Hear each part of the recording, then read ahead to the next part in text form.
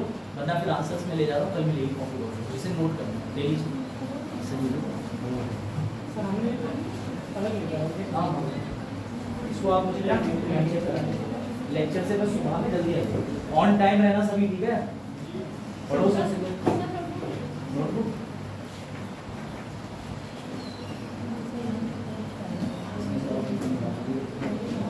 क्योंकि हम फिर से चेक कर दिए हैं, बाकी आप लोग नोट्स तो नहीं है, जैसे चेक कर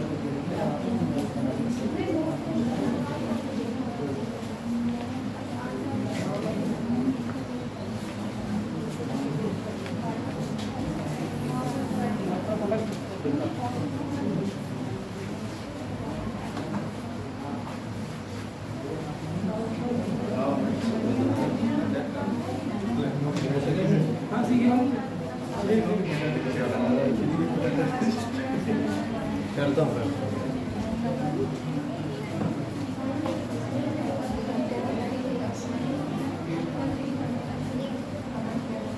ओके, स्टार्ट करते हैं। तो कल हम लोग चर्चा कर रहे थे 1857 की रिवॉल्ट, है ना? 1857 का रिवॉल्ट या 1857 का विद्रोह हम लोग पढ़ रहे थे, और 1857 का विद्रोह का कनेक्शन क्योंकि मैंने बताया था आपको, एक वाइसराय हैं जिनसे रिलेटेड है लॉर्ड कैनिंग, है ना? Lord Canning. आज का टॉपिक बेसिकली हम लोग का सोशल रिलीजियस रिफॉर्म मूवमेंट है, मतलब सामाजिक धार्मिक सुधार आंदोलन, उसके बारे में चर्चा करेंगे। बट कल का जो टॉपिक है उससे थोड़ा सा कनेक्शन है इसका, इसलिए इस चीज़ को थोड़ा क्लियर कर देते हैं लॉर्ड कैनिंग के बारे में, ठीक है? तो लॉर्ड कैनिंग के बारे में कुछ यहाँ पर इम्पॉर्टेंट क्लॉजेस हैं, बैठ जाओ जल्दी जल्दी जल्दी। कुछ इंपॉर्टेंट क्लॉजेस हैं, उनकी चर्चा करते हैं यहाँ पे लॉर्ड कैनिंग से रिलेटेड, ठीक है? 1857 का विद्रोह मैंने आपको पढ़ाया था, तो विद्रोह से रिलेटेड कुछ 5-10 मिनट का रिविजन कर लीजिए जल्दी जल्दी से। 1857 का विद्रोह, अगर मैं पूछूं आपसे मंगल पांडे ने रिवॉल्ट कौन से डेट को किया था? मंगल पांडे की रिवॉल्ट की डेट बताएंगे? हाँ, मंगल पांडे ने रिवॉल्ट कौन सी डेट को किया था जब उन्होंने कुछ सैनिकों की हत्या, कमांडर्स की हत्या कर दी थी? 29 मार्च 1857। और मंगल पांडे को फांसी कब दे दी गई थी? 8 अप्रैल 1857। मेरठ का जत्था कब दिल्ली के लिए रवाना हुआ? हाँ, 9 मई 1857, ठीक है। और दिल्ली कब पहुंच गए थे ये लोग? वहां से आंदोलन शुरू किया 10 मई। 10 मई पहुंच के वहां से आंदोलन। दिल्ली क्या फ्री करा पाए थे या नहीं? दिल्ली फ्री हो गई थी। दिल्ली फ्री होने के बाद में एकमात्र ऐसा राज्य है दिल्ली जो 1857 के विद्रोह में फ्री करा लिया गया था, अदरवाइज सारे राज्य किसी न किसी वजह से अंग्रेजों ने सबको दबा दिया था, ठीक है? 1857 के विद्रोह में यही इंपॉर्टेंट चीज है हम लोग ने देखी। उसके अलावा 1857 के विद्रोह के कुछ मैंने आपको तत्कालिक कारण और वास्तविक कारण बताए थे। तत्कालिक कारण अगर मैं बोलूं तो क्या बताओगे आप लोग?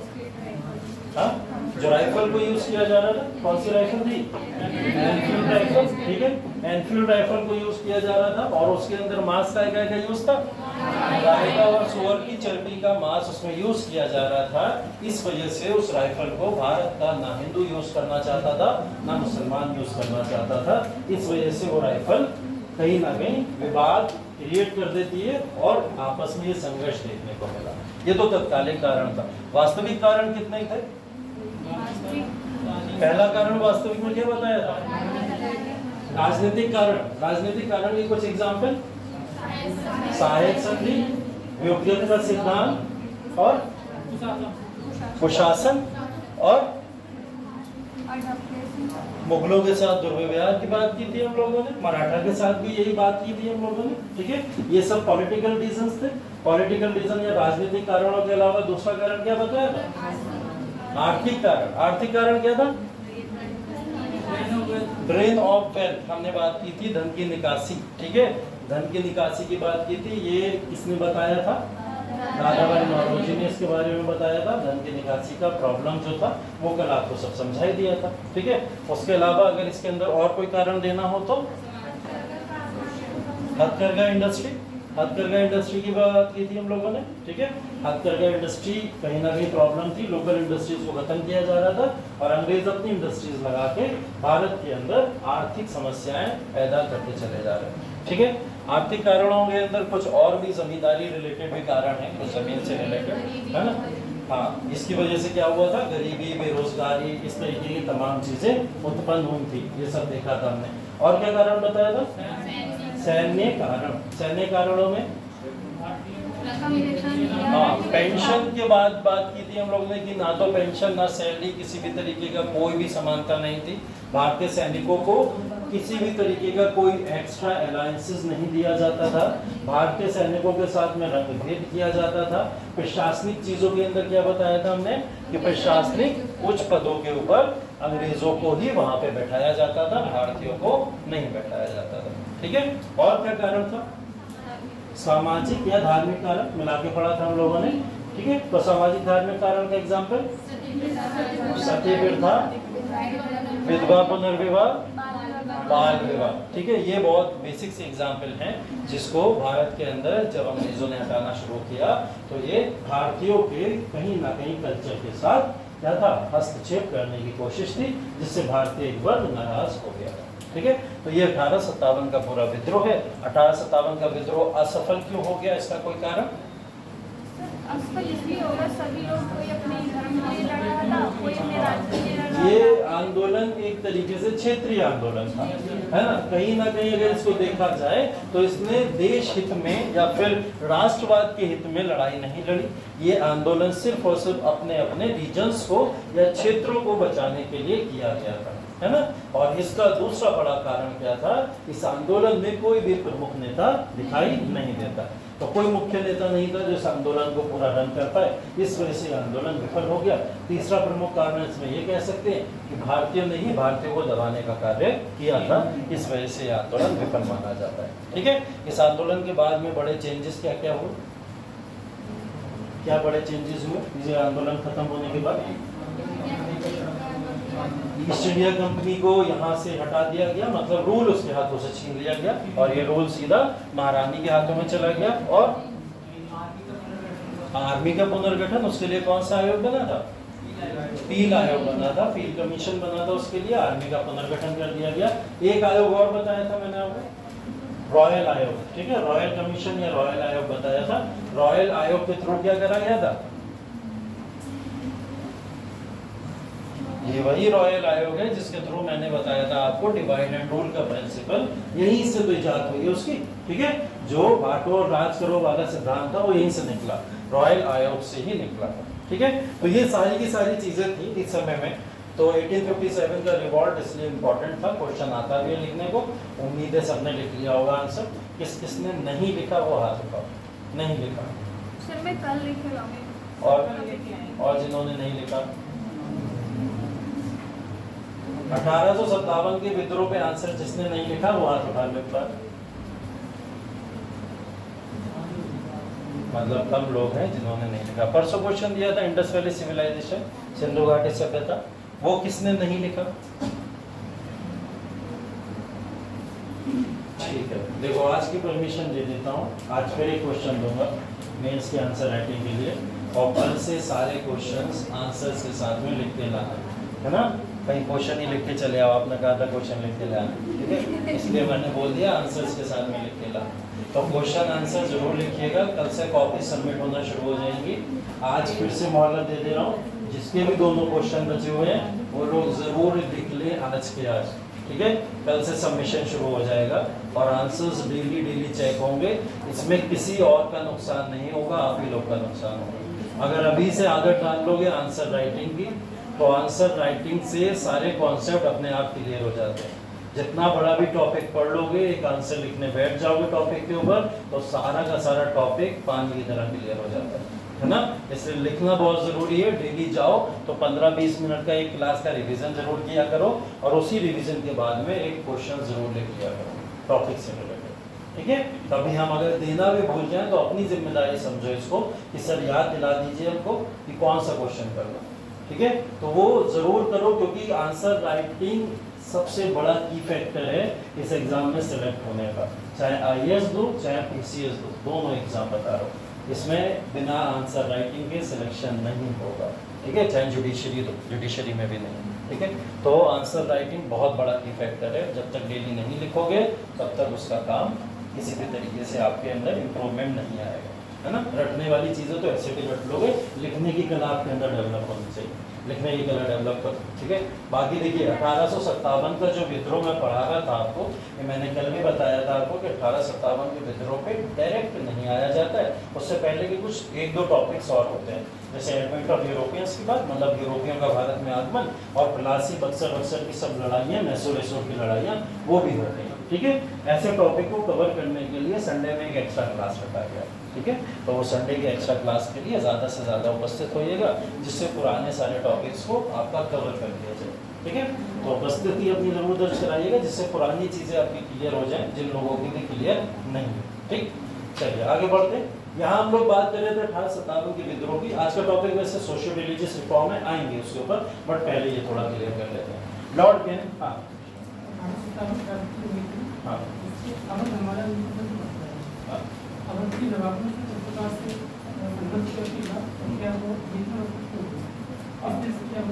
देखिए अवध के नवाब तो पहली चीज़ तो इसके अंदर इन्वॉल्व नहीं है, अगर हम देखा जाए उनको तो कैद करके जेल में बहुत पहले डाल दिया गया था।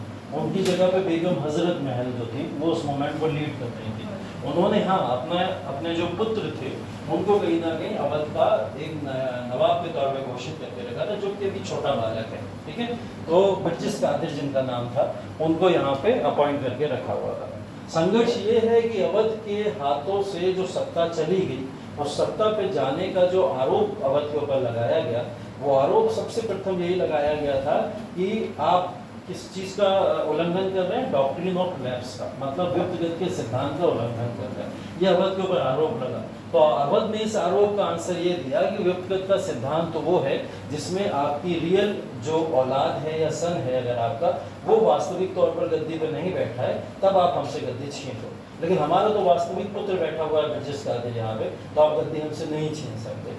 ये बात कहते हुए अंग्रेज थोड़ा पीछे जरूर हटे, लेकिन फिर उनको एक नया मौका मिला, उन्होंने उसके ऊपर लगा दिया कुशासन का, ठीक है। कुशासन का जब आरोप उसके ऊपर लगाया गया, तो कुशासन के आरोप के बाद में अपने आप को अवध डिफेंड नहीं कर पाया। डिफेंड कैसे करता, एक महिला वहाँ पे शासन को नया संभाले है, और एक बच्चा है जो पूरे के पूरे अवध को चलाने के लिए गद्दी के ऊपर बैठा हुआ है। तो अगर देखा जाए तो प्रशासन के तौर पर बहुत सारे पॉइंट्स अंग्रेजों को मिल गए कि तुम्हारे यहाँ की जनता खुश नहीं है, तुम्हारे यहाँ पे करप्शन के तौर पर हर एक चीज़ देखने को मिल रही है, बैड गवर्नेंस आपके यहाँ देखने को मिल रहा है, लोग आर्थिक रूप से परेशान हैं, ऐसे तमाम आरोप लगाते हुए गद्दी उनके यहाँ से छीन ली, ठीक है। तो ये प्रशासन के आरोप लगाते हुए जब छीनी गई, तो जनता इसी बात से नाराज थी कि हम तो नाराज हैं भी नहीं, आप जबरदस्ती क्यों बोल रहे हो कि इस बात के लिए हम नाराज हैं। तो ये स्ट्रगल अवध का है कि अवध को लेके अंग्रेजों ने झूठा आरोप लगा के अवध को छीना था, जिसको लेके एक संघर्ष पूरा का पूरा बेगम हजरत महल ने यहाँ चला,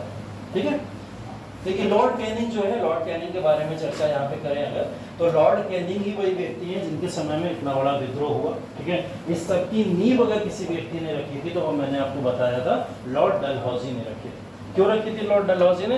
क्योंकि लॉर्ड डलहौजी ने अपने समय में सबसे ज़्यादा परिवर्तन भारत के अंदर आके किए।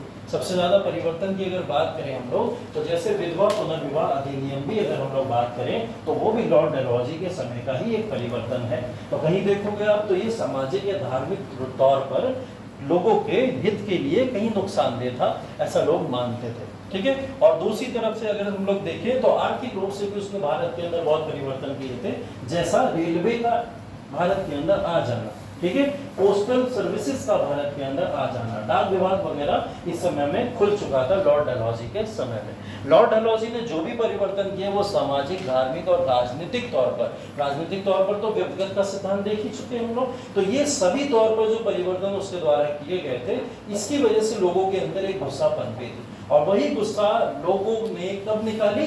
लॉर्ड कैनिंग के समय काल के दौरान निकाली। लॉर्ड कैनिंग का बहुत बड़ा रोल 1857 के विद्रोह में नहीं है, बस लॉर्ड कैनिंग का इतना रोल है कि लॉर्ड डलहौजी के द्वारा जितनी भी नीतियां वहां पे लागू की गई थी, उन नीतियों को ये वापस नहीं ले पाए। इस वजह से इनके ऊपर पूरा का पूरा कह सकते हो आप प्रॉब्लम आपकी क्रिएट होगी। तो 1857 का विद्रोह झेला किसने? लॉर्ड कैनिंग ने झेला।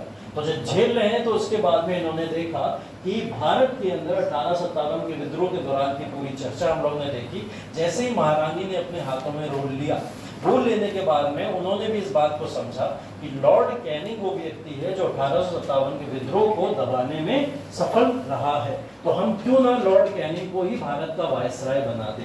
तो उन्होंने क्या करा, सबसे पहले लॉर्ड कैनिंग को भारत का वायसराय बनाया, और जैसे ही इनको वायसराय बनाया गया उसके बाद बैक टू बैक कई सारे अधिनियम यहाँ पे पारित हुए, जिन अधिनियम में सबसे इम्पोर्टेंट और प्रमुख अधिनियम जिस समय माना जाता है वो है 1861 का भारतीय परिषद अधिनियम। ठीक है, भारतीय परिषद अधिनियम या फिर इंडियन काउंसिल एक्ट अगर हम लोग इसको कहते हैं, तो इसको आप एक शॉर्ट ट्रिक से याद कर सकते हो जिसको बोला जाता है डिपो।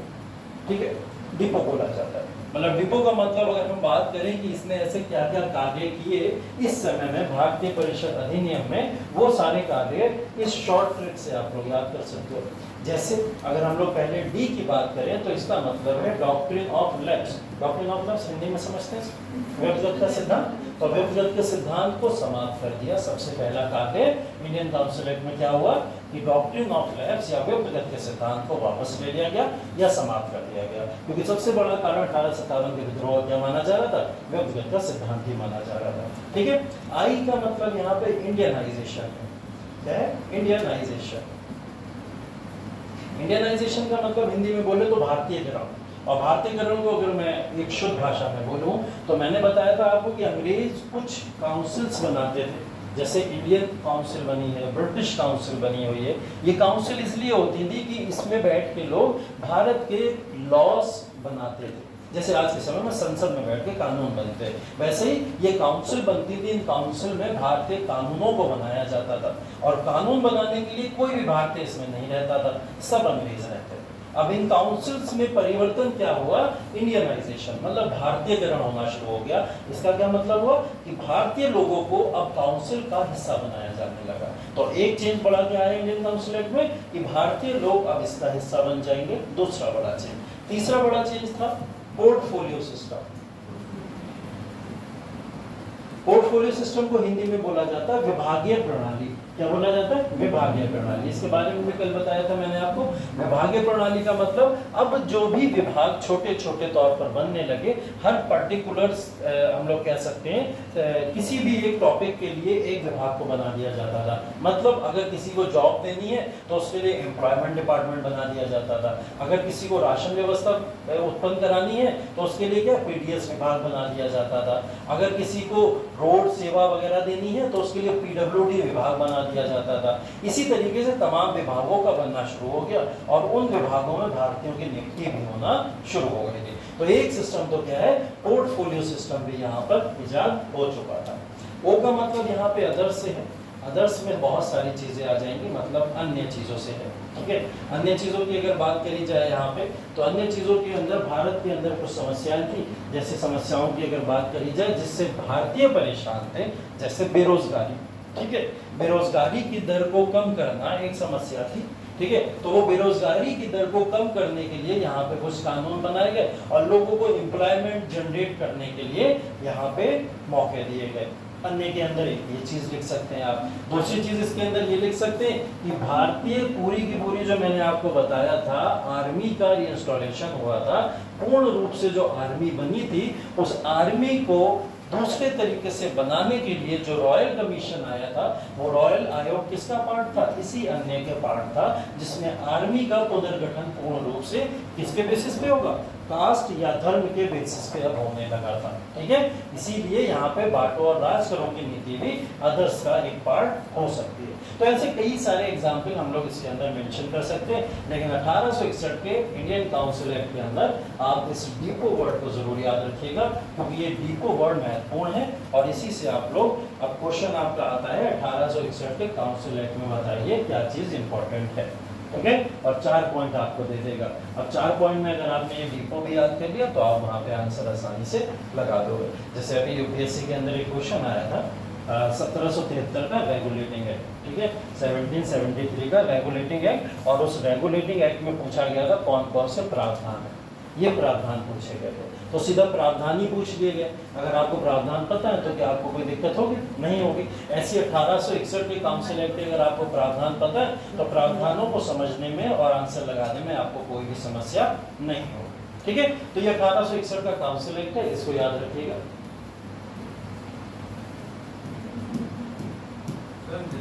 हाँ,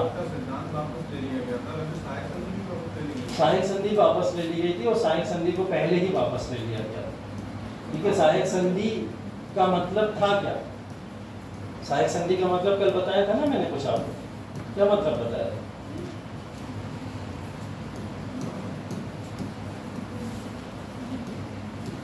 बताओ बताओ, सहायक संधि किसी को याद है? नहीं याद?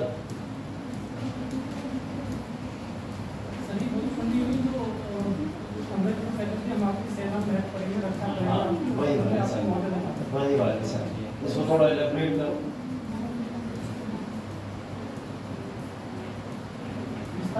हाँ, विस्तार से थोड़ा बताओ। ये मानना था भारत के जो राजा महाराजा जो है उनकी पूरी सीमाओं की रक्षा हम करेंगे, उनकी सुरक्षा हम देंगे, इसके बदले आपको मतलब देना पड़ेगा, पेंशन मिलते भत्ता देने की बात हुई थी वहाँ पे। सेना का सारा खर्चा सेना का सारा खर्चा कौन करेगा? राज्य करेगा, जिस राज्य में वो लागू हो जाएगा। अच्छा चलो ठीक है, अभी बताते हैं सारे। देखिए बात हो रही है सहायक संधि की। सहायक संधि क्या वापस ले ली गई थी या नहीं ले ली गई थी? सहायक संधि का मतलब बेसिकली ये था कि कोई भी राज्य अंग्रेजों के साथ मिलके अपने राज्य के कानून व्यवस्था को चलाएगा। ठीक है, अब क्या हुआ कि पहली बात अगर मैसूर का एग्जाम्पल मैं ले लूँ, मैसूर एक इंडिपेंडेंट राज्य, इंडिपेंडेंट राज्य जिसमें टीपू सुल्तान रूल किया करते थे। अंग्रेजों ने उन पे आक्रमण किया, आक्रमण करके टीपू सुल्तान की हत्या कर दी और हत्या करने के बाद में वहां पे सहायक संधि वहां के लोकल शासक से साइन करवा ली। लोकल शासक से संधि साइन कराने का मतलब ये था कि यहाँ के शासक अंग्रेजों के साथ में मिलके इस राज्य के तमाम कानूनों का प्रावधान भी करेंगे और कानूनों के साथ साथ में आर्थिक रूप से जितना भी टैक्स आएगा उस टैक्स का बंटवारा भी दोनों लोग आपस में एक साथ करेंगे। ये थी सहायक संधि पूर्ण रूप से। सहायक संधि में एक प्रॉब्लम ये थी कि सहायक संधि में अंग्रेजों ने अपनी आर्मी देके रखी हुई थी मैसूर को। मान लिया एक एग्जाम्पल है मैसूर को अपनी आर्मी देके रखी कि मैसूर को हम अपनी आर्मी दे दे रहे हैं, अगर कोई बाहरी आक्रमण आपके ऊपर होता है तो मैसूर के अंदर अंग्रेजों की जो आर्मी है वो प्रोटेक्ट कर लेगी आपको। ठीक है, ये उन्होंने एक प्रावधान के तौर पर हमको बोला था। लेकिन इसके एवज में करना क्या पड़ता था? इसके एवज में ये करना पड़ता था कि पूरी आर्मी का खर्चा वहन कौन करेगा? वो राज्य करेगा। ठीक है, आर्मी का खर्चा कौन करेगा? राज्य वहन करेगा। तो आप लोग खुद लॉजिक लगाओ कि कोई राज्य सहायक संधि को साइन क्यों करेगा? नहीं करेगा ना, उसको तो नुकसान ही नुकसान है। एक तो अपना टैक्स शेयर करे, जितना भी टैक्स आ रहा है उसके पास में, दूसरा राज्य की जो सत्ता है उसको भी शेयर करे अंग्रेजों के साथ में, और तीसरी चीज जो भी आर्मी का खर्चे का वहन है वो भी सब करे। तो ये तो लगातार नुकसान था, तो इस नुकसान को कोई भी राज्य नहीं उठाना चाहता था। तब ये लोग क्या करते थे? उनसे वॉर करते थे, उनके साथ लड़ाइयाँ लड़ते थे। और वो लड़ाइयाँ जैसे मैसूर के साथ लड़के उसको अपने कंट्रोल में ले लिया, पंजाब के साथ लड़के उसको अपने कंट्रोल में ले लिया, मराठास के साथ लड़के उसको अपने कंट्रोल में ले लिया। सब पे जबरदस्ती सहायक संधि की मोहर लगवा दी। देखिए सहायक संधि जब व्युत्पत्ति का सिद्धांत आया उसी के साथ समाप्त हो जाती। ठीक है, व्युत्पत्ति का सिद्धांत क्या था?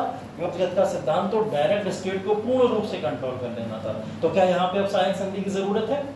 अभी तो आधा आधा डिवाइड हो रहा था कि आधा तुम ले लो आधा हम ले लो। नहीं, अब यहाँ क्या हुआ? व्युत्पत्ति के सिद्धांत ने तो पूर्ण रूप से वो दर्जा छीन लिया कि अब तुम्हारे हाथ में तो कुछ बचा ही नहीं। तो पूर्ण रूप से जब छीन लिया गया तो सहायक संधि तो खुद समाप्त हो जाएगी। ठीक है, हाँ जो है सहायक संधि का एक प्रतिरूप है। नहीं कह नहीं सकते, बहुत अलग चीज है दोनों का डिफरेंस। वहाँ की जो जैसे कि जो सेना जाती है जिसमें सेना अपनी रखते हैं, हाँ, तो वो देश सेना का खर्चा होगा उस देश को भी करना पड़ता है। नहीं वो कह सकते हो कि उसका एक रूप है कहीं ना कहीं, वो सहायक संधि ही है ऐसा नहीं कह सकते, क्योंकि सहायक संधि का माहौल एकदम अलग है। और नाटो की अगर आप बात कर रहे हो तो वो क्या कर रहे हैं? एक आपसी समझौता है। ठीक है, और वो आपसी समझौता दो पक्षों या दो गुटों के बीच का है जिसके अंदर इस तरीके के कार्य की जाए। आप एग्जाम्पल के तौर पर अगर लिखना चाहो तो इस बात को मेंशन वहां कर सकते हो कि जैसा आज के समय में इस दल के अंदर ऐसा होता है, ऐसा मेंशन कर सकते हो। बट सहायक संधि एकदम अलग चीज है, उसको इसके साथ मैच मत करा तो ज्यादा बेहतर है। ठीक है, हाँ, तो भारतीय परिषद अधिनियम इसकी बात हम लोग कर रहे थे। मैंने आपको 4 बड़ी बड़ी चीजें बता दी अगर उन डिपो को याद करोगे तो डिपो के थ्रू आपको प्रॉब्लम नहीं होगी सारी चीज़ों को याद करने के लिए। जैसे पोर्टफोलियो सिस्टम बताया मैंने आप, ठीक है। अब इसके अंदर कुछ बारीक चीज़ें हैं वो भी समझ लीजिए, कभी कभार एग्जाम में उनको भी पूछ लिया जाता है, ठीक है। जैसे मैंने बताया काउंसिल बनती थी, अंग्रेज एक काउंसिल बनाते थे भारतीय कानूनों को बनाने के लिए। उन्हीं काउंसिल के अंदर एक काउंसिल ऐसी थी जिसको इंडियन काउंसिल का नाम दिया जाता है। उसके अंदर 4 सदस्य होते थे कुल मिला के। कितने होते थे? 4 सदस्य होते थे। चारों कौन होते थे? अंग्रेज होते थे, और वो भारतीय कानून को बनाने का कार्य किया करते थे। इसके अंदर इस समय में एक 5वां सदस्य जोड़ दिया गया, और वो 5वां सदस्य अब जो था आगे चल के कहीं ना कहीं 1874 में देखेंगे तो 6ठा सदस्य भी देखने को मिलेगा। लेकिन 61 के अंदर देखा जाए काउंसिल एक्ट में एक 5वां सदस्य जोड़ दिया गया, जो अब वित्त से रिलेटेड कार्य को देखा करता था। वित्त मतलब फाइनेंस का कार्य सारा का सारा कौन देखेगा? एक वो सदस्य देखेगा जिसको 1861 के काउंसिल एक्ट में ऐड किया गया था। ये क्वेश्चन है, ये क्वेश्चन पूछा गया था कि फाइनेंस के लिए या वित्त विभाग के लिए एक अलग से सदस्य को कौन से एक्ट के थ्रू ऐड किया गया था, ये क्वेश्चन है। तो आपको ये याद रहना चाहिए, जैसा मैंने आपको बता तो दिया, इंडियनाइजेशन किया था, भारतीयकरण किया था, लेकिन भारतीयकरण के साथ साथ में आपको ये भी याद होना चाहिए कि काउंसिल में अगर सदस्य को बढ़ा रहे हैं तो वो कौन से डिपार्टमेंट में उन सदस्यों को बढ़ाया जा रहा है। कौन से डिपार्टमेंट में? वित्त विभाग में एक नया सदस्य ऐड कर दिया गया था जो 5वें सदस्य के तौर पर कार्य किया करता था, ठीक है। इसके अलावा एक इंपॉर्टेंट चीज यहाँ पे ये है कि विधायी उद्देश्यों के लिए, विधायी का मतलब समझते हैं आप लोग, ठीक है। विधायी उद्देश्य के लिए मतलब वही लीगल जितने भी वर्क्स हैं उन सारे वर्क्स के लिए गवर्नर जनरल की परिषद का इस समय विस्तार किया गया। गवर्नर जनरल ये वही वाइस राय है जिसकी बात लॉर्ड कैनिंग के तौर पर हम लोग कर रहे हैं, इसकी परिषद का विस्तार किया गया। अब 6 से 12 अतिरिक्त सदस्य यहाँ पर मनोनीत होने थे। मतलब पहले 6 सदस्य हुआ करते थे इसमें, अब बढ़ा के कितने कर दिए गए? 12 सदस्य कर दिए गए। तो 1861 में एक और कार्य ये हुआ कि एक गवर्नर जनरल की काउंसिल थी, उस काउंसिल में 6 सदस्य से बढ़ा के कितने कर दिए गए? 12 सदस्य वहां पे कर दिए गए, ठीक है। तो 6 से 12 सदस्य यहाँ पे हो गए, और इसके अंदर साफ तौर पे बोला गया कि कम से कम आधे सदस्य जो हैं वो भारतीय या ब्रिटिशर्स होने चाहिए।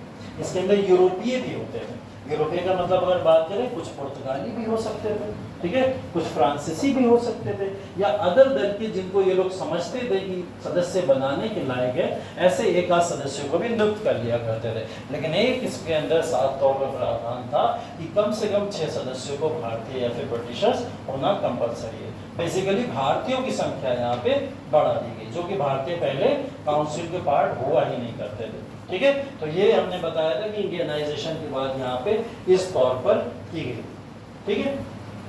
इसके अलावा 1862 में जो परिषद बनी थी, भारतीयों की परिषद, उसके अंदर भारत के 3 लोगों को यहाँ पे नियुक्त किया गया था। ये वन लाइनर फैक्ट है, पीसीएस में पूछा जा सकता है कि कौन कौन सदस्य थे जिनको 1861 के काउंसिल एक्ट में ऐड किया गया था। जैसे बनारस के राजा थे, पटियाला के महाराजा थे, और सर दिनकन राव, ठीक है। ये 3 सदस्यों को ऐड किया गया था अगले काउंसिल के पार्ट के तौर पर, ठीक है। इसके अलावा ये वो समय है जिस समय में कई सारे चार्टर एक्ट पहले आ चुके थे।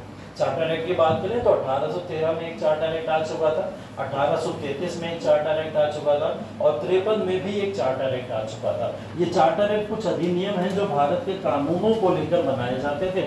इन कानूनों को बनाने के लिए अब चार्टर एक्ट को समाप्त करके भारत में एक नया अध्याय शुरू करा गया था जो काउंसिल एक्ट का पार्ट लेता था, जिसको परिषद अधिनियम कहते हैं। तो चार्टर एक्ट जो कानून बनाते थे उन सारे चार्टर एक्ट को समाप्त करके क्या कर दिया गया? अब काउंसिल का पार्ट बना दिया गया कि सारे डिसीजन कहां से होंगे? काउंसिल से हुआ करेंगे। अब कोई भी चार्टर एक्ट जैसी कोई गतिविधि भारत में नहीं होगी, तो वो सब काउंसिल का पार्ट करके काउंसिल का हिस्सा बना दिए गए, ठीक है। तो ये देखिए 1861 का जो है आपको पूछ लिया जाता है, इसलिए मैंने इस 1861 के बारे में बता दिया आपको। काउंसिल एक्ट बहुत इंपॉर्टेंट है क्योंकि लगातार क्वेश्चन में जो परिवर्तन देखा जा रहा है, पहली चीज तो मॉडर्न हिस्ट्री के क्वेश्चन ज्यादा नहीं पूछ रहे हैं, बहुत ही कम क्वेश्चन पूछे जा रहे हैं, और अगर क्वेश्चन वो लोग पूछ भी रहे हैं तो क्वेश्चन यही पूछ रहे हैं। जैसे इस बार के पेपर में पूछ लिया गया था लॉर्ड कॉर्नवालिस और 1773 का रेगुलेटिंग एक्ट। तो हो सकता है अगले क्वेश्चन पेपर में आपसे क्या पूछ लिया जाए? लॉर्ड इसको पढ़ना है। कैनिंग के बारे में पूछा जा सकता है या फिर 1861 के काउंसिल एक्ट के बारे में पूछा जा सकता है। ठीक है, तो ऐसे क्वेश्चन यहाँ बनते रहेंगे, इस तरीके के क्वेश्चन बनाए जा सकते हैं। कुछ नोट करना है इसमें या नोट कर लिया सर? 1861 का काउंसिल एक्ट लिखो, हेडिंग 1861 काउंसिल एक्ट।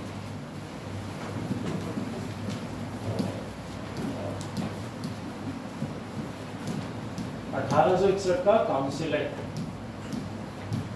या भारतीय परिषद अधिनियम 1861, भारतीय परिषद अधिनियम 1861।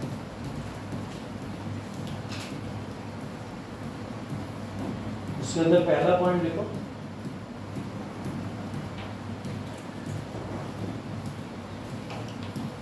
व्युत्पत्ति के सिद्धांत की समाप्ति।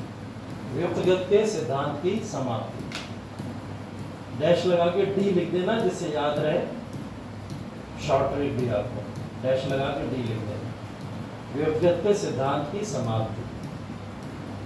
सेकंड पॉइंट इसमें लिखो, इंडियनाइजेशन। इंडियनाइजेशन,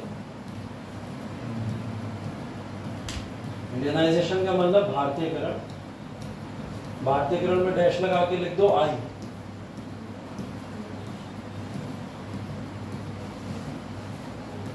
आई लिख दो, आई का मतलब क्या हो जाएगा? इंडियनाइजेशन। ठीक है, उसके बाद में अगला पॉइंट लिखो, पोर्टफोलियो, मतलब विभागीय प्रणाली।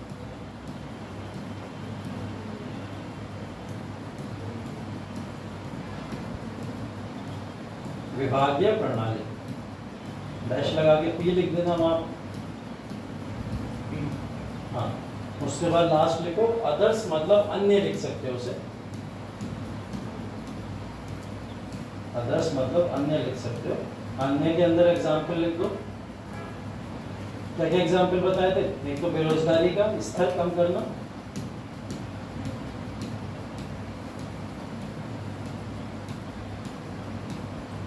दूसरा आर्मी का पुनर्गठन लिख सकते हो, आर्मी का पुनर्गठन।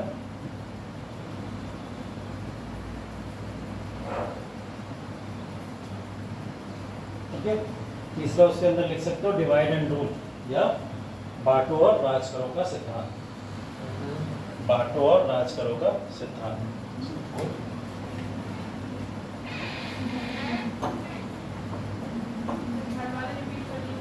बांटो और राज करो का सिद्धांत, ठीक है, डिवाइड एंड रूल।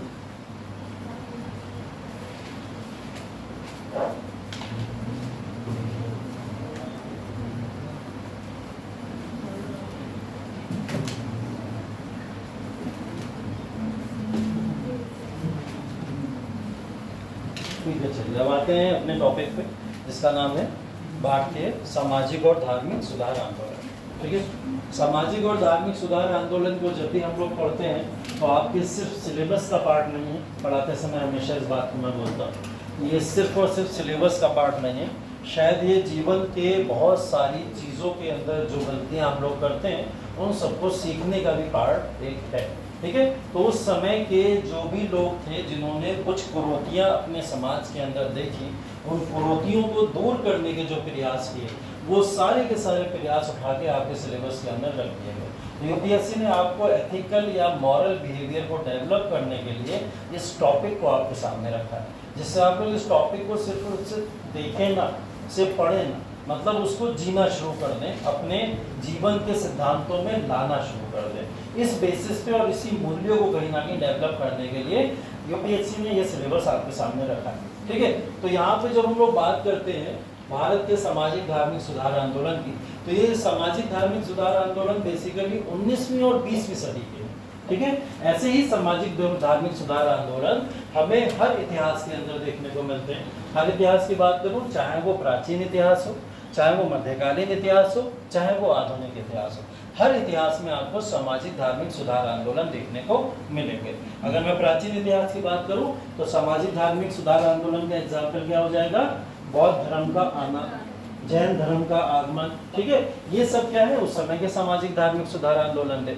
मध्यकालीन भारत में अगर मैं बात करूंगा इस बात की, तो मध्यकालीन भारत में आपको सूफीज्म पढ़ने को मिलेगा, सूफीवाद, भक्ति आंदोलन पढ़ने को मिलेगा वहां पे। तो ये मध्यकालीन भारत के सामाजिक धार्मिक सुधार आंदोलन है।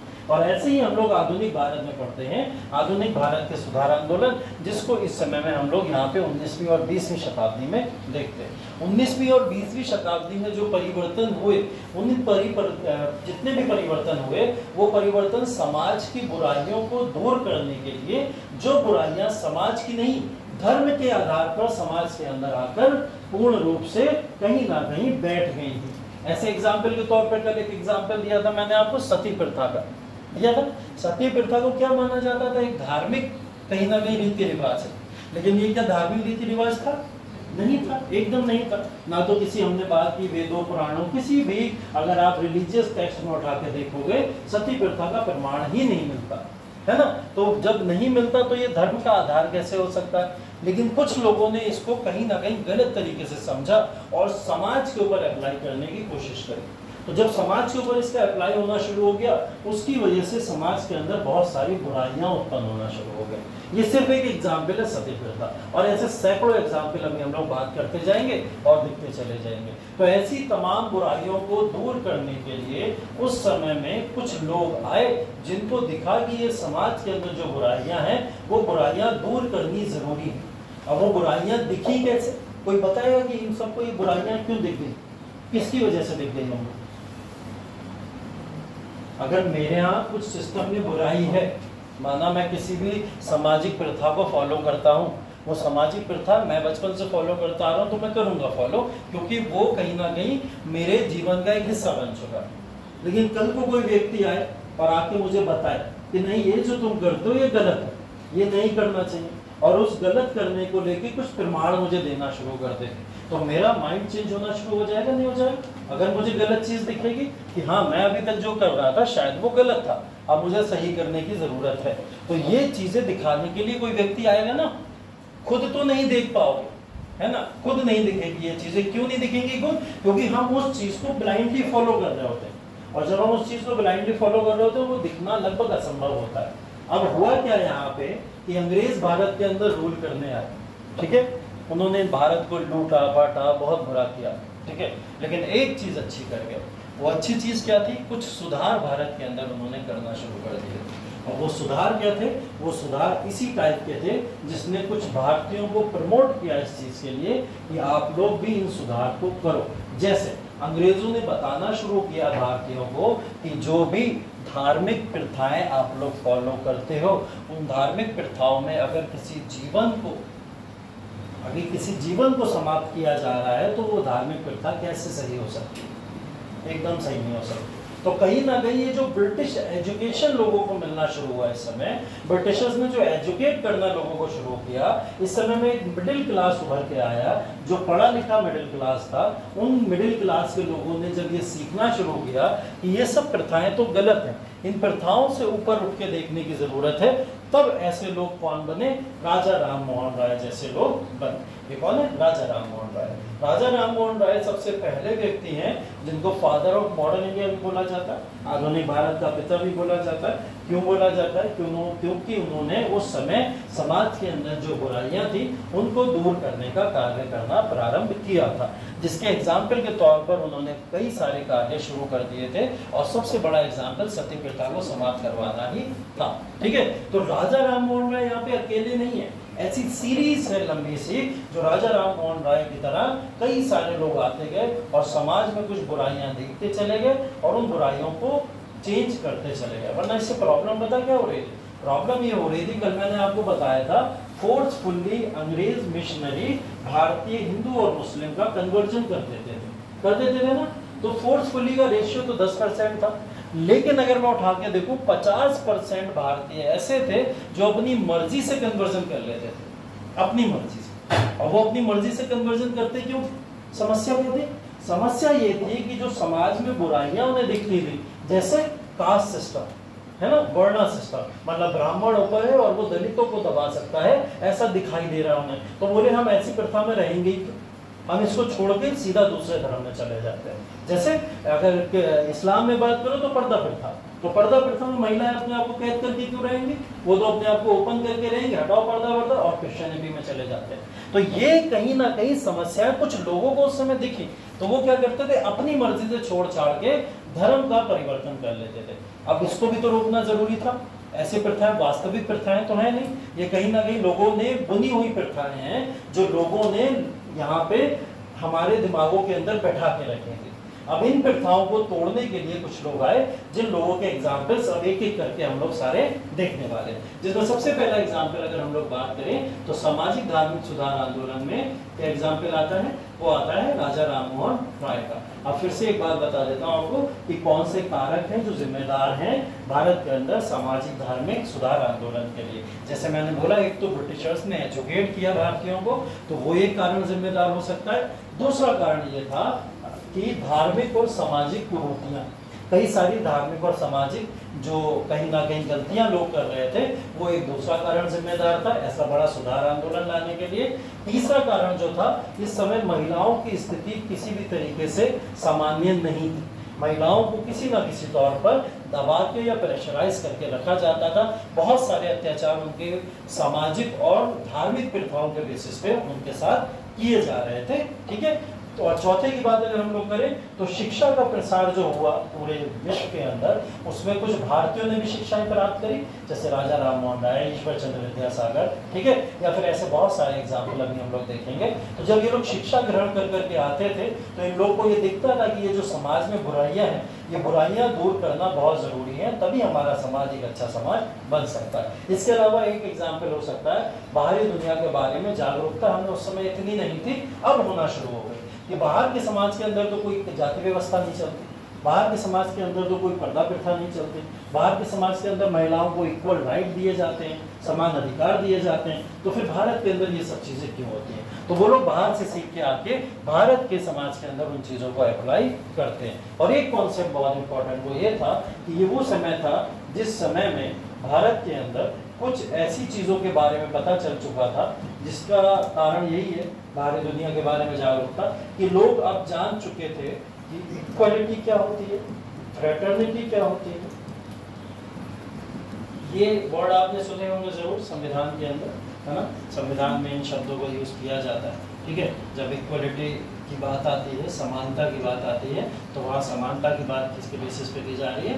मानव हर प्रकार का बराबर है, उसमें किसी भी तरीके का कोई ऊंच या नीच नहीं होती है। ये इक्वालिटी जैसा कॉन्सेप्ट हमको दे चुका था फ्रांस, क्योंकि फ्रांस की क्रांति हुई थी, बड़ा रिवॉल्यूशन हुआ था फ्रांस की क्रांति में। उस क्रांति ने कहीं ना कहीं लोगों में ये तत्व पैदा कर दिया था कि इक्वलिटी, समानता जैसी चीज भी होती है, पुरुष महिला में कोई असमानता नहीं होती है, जाति के बेसिस पे कोई असमानता नहीं होती है। तो हम भारत के अंदर ये सब असमानताएं क्यों कर रहे हैं? फ्रेटर्निटी का मतलब ब्रदरहुड से होता है, भाईचारे से होता है। भाईचारा भी लोगों के अंदर दिखाया गया, रंग भेद के बेसिस पे, धर्म के बेसिस पे, हिंदू मुस्लिम के बेसिस पे, गोरे काले के बेसिस पे, या किसी भी जातीय जनजातीय के बेसिस पे किसी भी तरीके का कोई भेदभाव नहीं किया जाएगा। ये भी कहीं ना कहीं पूरी दुनिया में पॉपुलर था। तो भारत में ये सब चीज क्यों होती है कि ऐसा किसी भी तरीके का डिफरेंस देखने को मिलता है? तो ये वो शब्द हैं जिन्होंने इस समय लोगों को जागरूक कर दिया था कि आप लोग के समाज के अंदर जो भी प्रॉब्लम हो रही है, उस प्रॉब्लम को दूर करना बहुत जरूरी है। ठीक है, वो प्रॉब्लम के एग्जाम्पल्स कुछ जो हैं वो एग्जाम्पल्स फिर से देख लो एक बार, क्या क्या एग्जाम्पल उस समय में थे। जैसे मैंने आपको बताया, सती प्रथा एक एग्जाम्पल है, शिशु हत्या एक एग्जाम्पल है, बाल विवाह भी इस समय में एक एग्जाम्पल है। तो ऐसे एग्जाम्पल हैं जो इस समय में लगातार भारत के अंदर सामाजिक तौर पर या प्रथाओं के तौर पर चला करते हुए, मतलब हमको करना ही है ऐसा, पता नहीं सही है या गलत है, लेकिन करना है क्योंकि हमारी सामाजिक रीतियों का हिस्सा है। ठीक है, तो इन सामाजिक बुराइयों से बचने के लिए भारत के अंदर कुछ सामाजिक धार्मिक सुधार आंदोलन शुरू किए गए। उनके अब एग्जाम्पल हम लोग एक एक करके देख लेंगे। पहला नाम है यहाँ पे राजा राममोहन राय। ठीक है, राजा राममोहन राय वो व्यक्ति जिन्होंने भारत के अंदर शिक्षा प्राप्त नहीं की थी। कहाँ प्राप्त की थी? हाँ, किसी को पता है राजा राममोहन राय ने शिक्षा प्राप्त किया ग्रहण कहाँ से की थी? हाँ हाँ हाँ, वहाँ दोनों आ जाएगा। बेसिकली जो है शिशु हत्या के अंदर बालिका हत्या ही है ना, वहाँ पे बालकों की हत्या कौन ही करेगा। तो ये कहीं ना कहीं प्रथा थी कि जो बच्चियाँ पैदा होती हैं उनको मार देना चाहिए। तो वो शिशु बाल हत्या की जो बात हो रही है वो लड़कियों की बात हो रही है। सब कहने की कह सकते हैं पश्चिमीकरण का प्रभाव राज्य सुधार और ये कारण है। हाँ, सबसे बड़ा कारण वही बताया मैंने, वेस्टर्न एजुकेशन या पश्चिमीकरण। पश्चिमीकरण की वजह से भारत के अंदर धार्मिक सुधार आंदोलन देखने को मिले। मैं ये पूछ रहा हूँ, राजा राम मोहन राय की अगर बात की जाए तो राजा राम मोहन राय, मैंने बोला भारत के पढ़े लिखे नहीं थे, फिर इन्होंने अपनी पढ़ाई लिखाई कहाँ से प्राप्त की?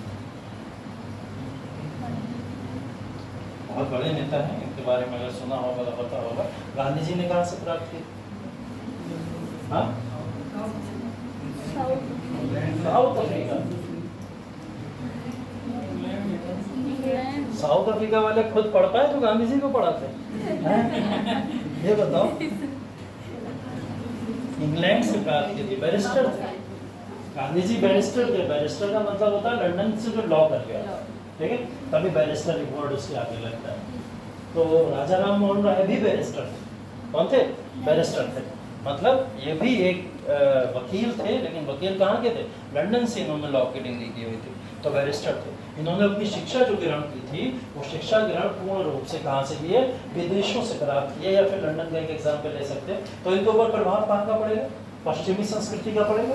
पश्चिमी संस्कृति में रहे, पश्चिमी संस्कृति का प्रभाव पड़ेगा, और वही पश्चिमी संस्कृति का प्रभाव इनको भारत के अंदर सामाजिक तौर पर बुराइयों को दूर करने में काम करता है। अगर ये शायद वहां से ना पढ़े होते तो इतने सारे जो अभी हम लोग यहाँ पे चेंजेस देखने वाले हैं वो शायद भारत के अंदर आके नहीं कर पाते। सर्वप्रथम जब भारत के अंदर पहुंचे थे तो इन्होंने आके यहाँ पर एक सभा का या फिर एक ऑर्गेनाइजेशन का डेवलपमेंट किया था, जिसका नाम आत्मीय सभा है, जो आपको दिख रहा है 1814 के अंदर। 1814 में इन्होंने एक ऑर्गेनाइजेशन बनाया जिसका नाम था आत्मीय सभा। आत्मीय सभा को बनाने के पीछे का लॉजिक कोई बहुत बड़ा नहीं है, सिर्फ सिंपल से सिंपल एक चीज थी कि जाति व्यवस्था से सबसे ज्यादा दुखी थे राजा राम मोहन राय। जाति व्यवस्था इनको बिल्कुल नहीं पसंद थी कि जाति व्यवस्था जैसी चीज भारत के अंदर किसी भी तरीके से चले, और खुद एक ब्राह्मण थे, उसके बावजूद भी जाति प्रथा को नहीं पसंद करते थे, क्योंकि जाति प्रथा मानव को कहीं ना कहीं जानवर बना देती है, ऐसा इनका मानना था, इनके शब्द थे। ठीक है, तो इन्होंने क्या करा, उसके लिए जाति प्रथा का सबसे बड़ा जो इन्होंने कारण माना था, बोले जाति प्रथा अगर मानव के अंदर है तो वो मानव के अंदर सिर्फ इस बेसिस पे है कि वो जो ईश्वर की भक्ति करता है, जो ईश्वर को मानता है, वो ईश्वर को मानने के तरीके अलग अलग हैं। ठीक है, अगर ईश्वर को मानता है उसको मानने के तरीके अलग अलग हैं। जैसे एग्जाम्पल के तौर पर अगर आपको समझाने के लिए मैं बताऊं तो नॉर्थ भारत के अंदर अगर हम लोग देखते हैं तो नॉर्थ भारत के ब्राह्मण और साउथ भारत के ब्राह्मण में हमेशा एक डिस्प्यूट चलता है। क्यों चलता है? किसी को कारण बताए? वहां के ब्राह्मण कुछ अलग परंपराओं को फॉलो कर रहे हैं, यहाँ के ब्राह्मण कुछ अलग परंपराओं को फॉलो कर रहे हैं। नॉर्थ भारत के ब्राह्मण मानते हैं कि साउथ भारत के जितने ब्राह्मण हैं वो अपवित्र हैं, ऐसा माना जाता है। और इसे मानने का कारण क्या है?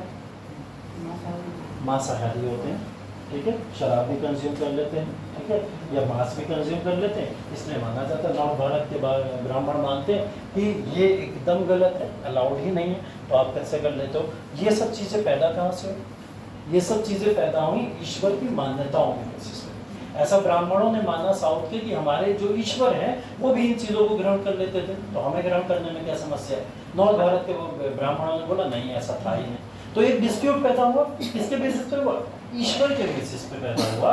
तो इस समय में राजा राम मोहन राय ने एक बात बोली थी, उन्होंने बोला था कि अगर अलग अलग मत के लोग भारत के अंदर उपस्थित रहे, मतलब अलग अलग ईश्वर को मानते रहे, कि किसी का कोई ईश्वर, किसी का कोई ईश्वर, जैसे महाराष्ट्र में चले जाओ तो गणेश उत्सव सबसे बड़ा उत्सव, और लॉर्ड गणेशा को सबसे बड़ा भगवान के तौर पर देखा जाता है। बंगाल के अंदर चले जाओ तो माँ दुर्गा को देखा जाता है उनके तौर पर। नॉर्थ भारत में भगवान राम को देखा जाता है। साउथ इंडिया में चले जाओ लॉर्ड शिवा को देखा जाता है। ये सब चीजें क्रिएट क्या कर रही है?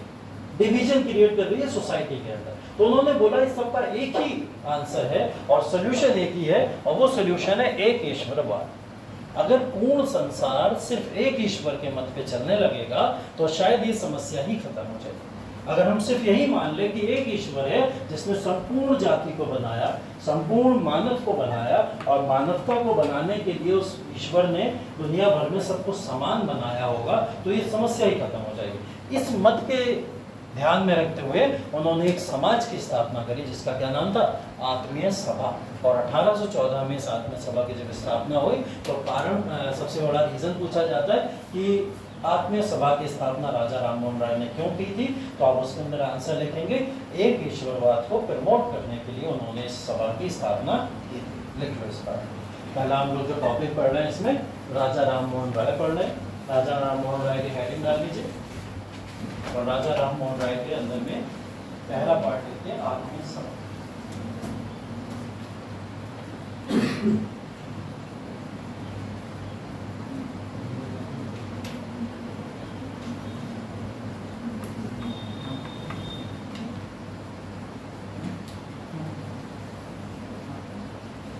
ठीक है, जब एक ईश्वरवाद को प्रमोट करने की बात होगी, इसमें आगे लिख लो आत्मीय सभा में। आत्मीय सभा का मेन ऑब्जेक्टिव क्या था वो लिख लो, एक ईश्वरवाद का प्रोत्साहन करना, एक ईश्वरवाद का प्रोत्साहन करना।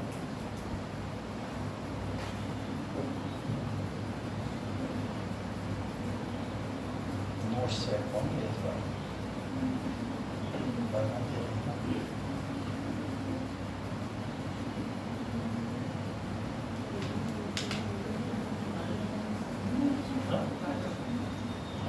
राजा इनका सरनेम नहीं था, राजा इनको टाइटल इनको बात मिली थी राजा की।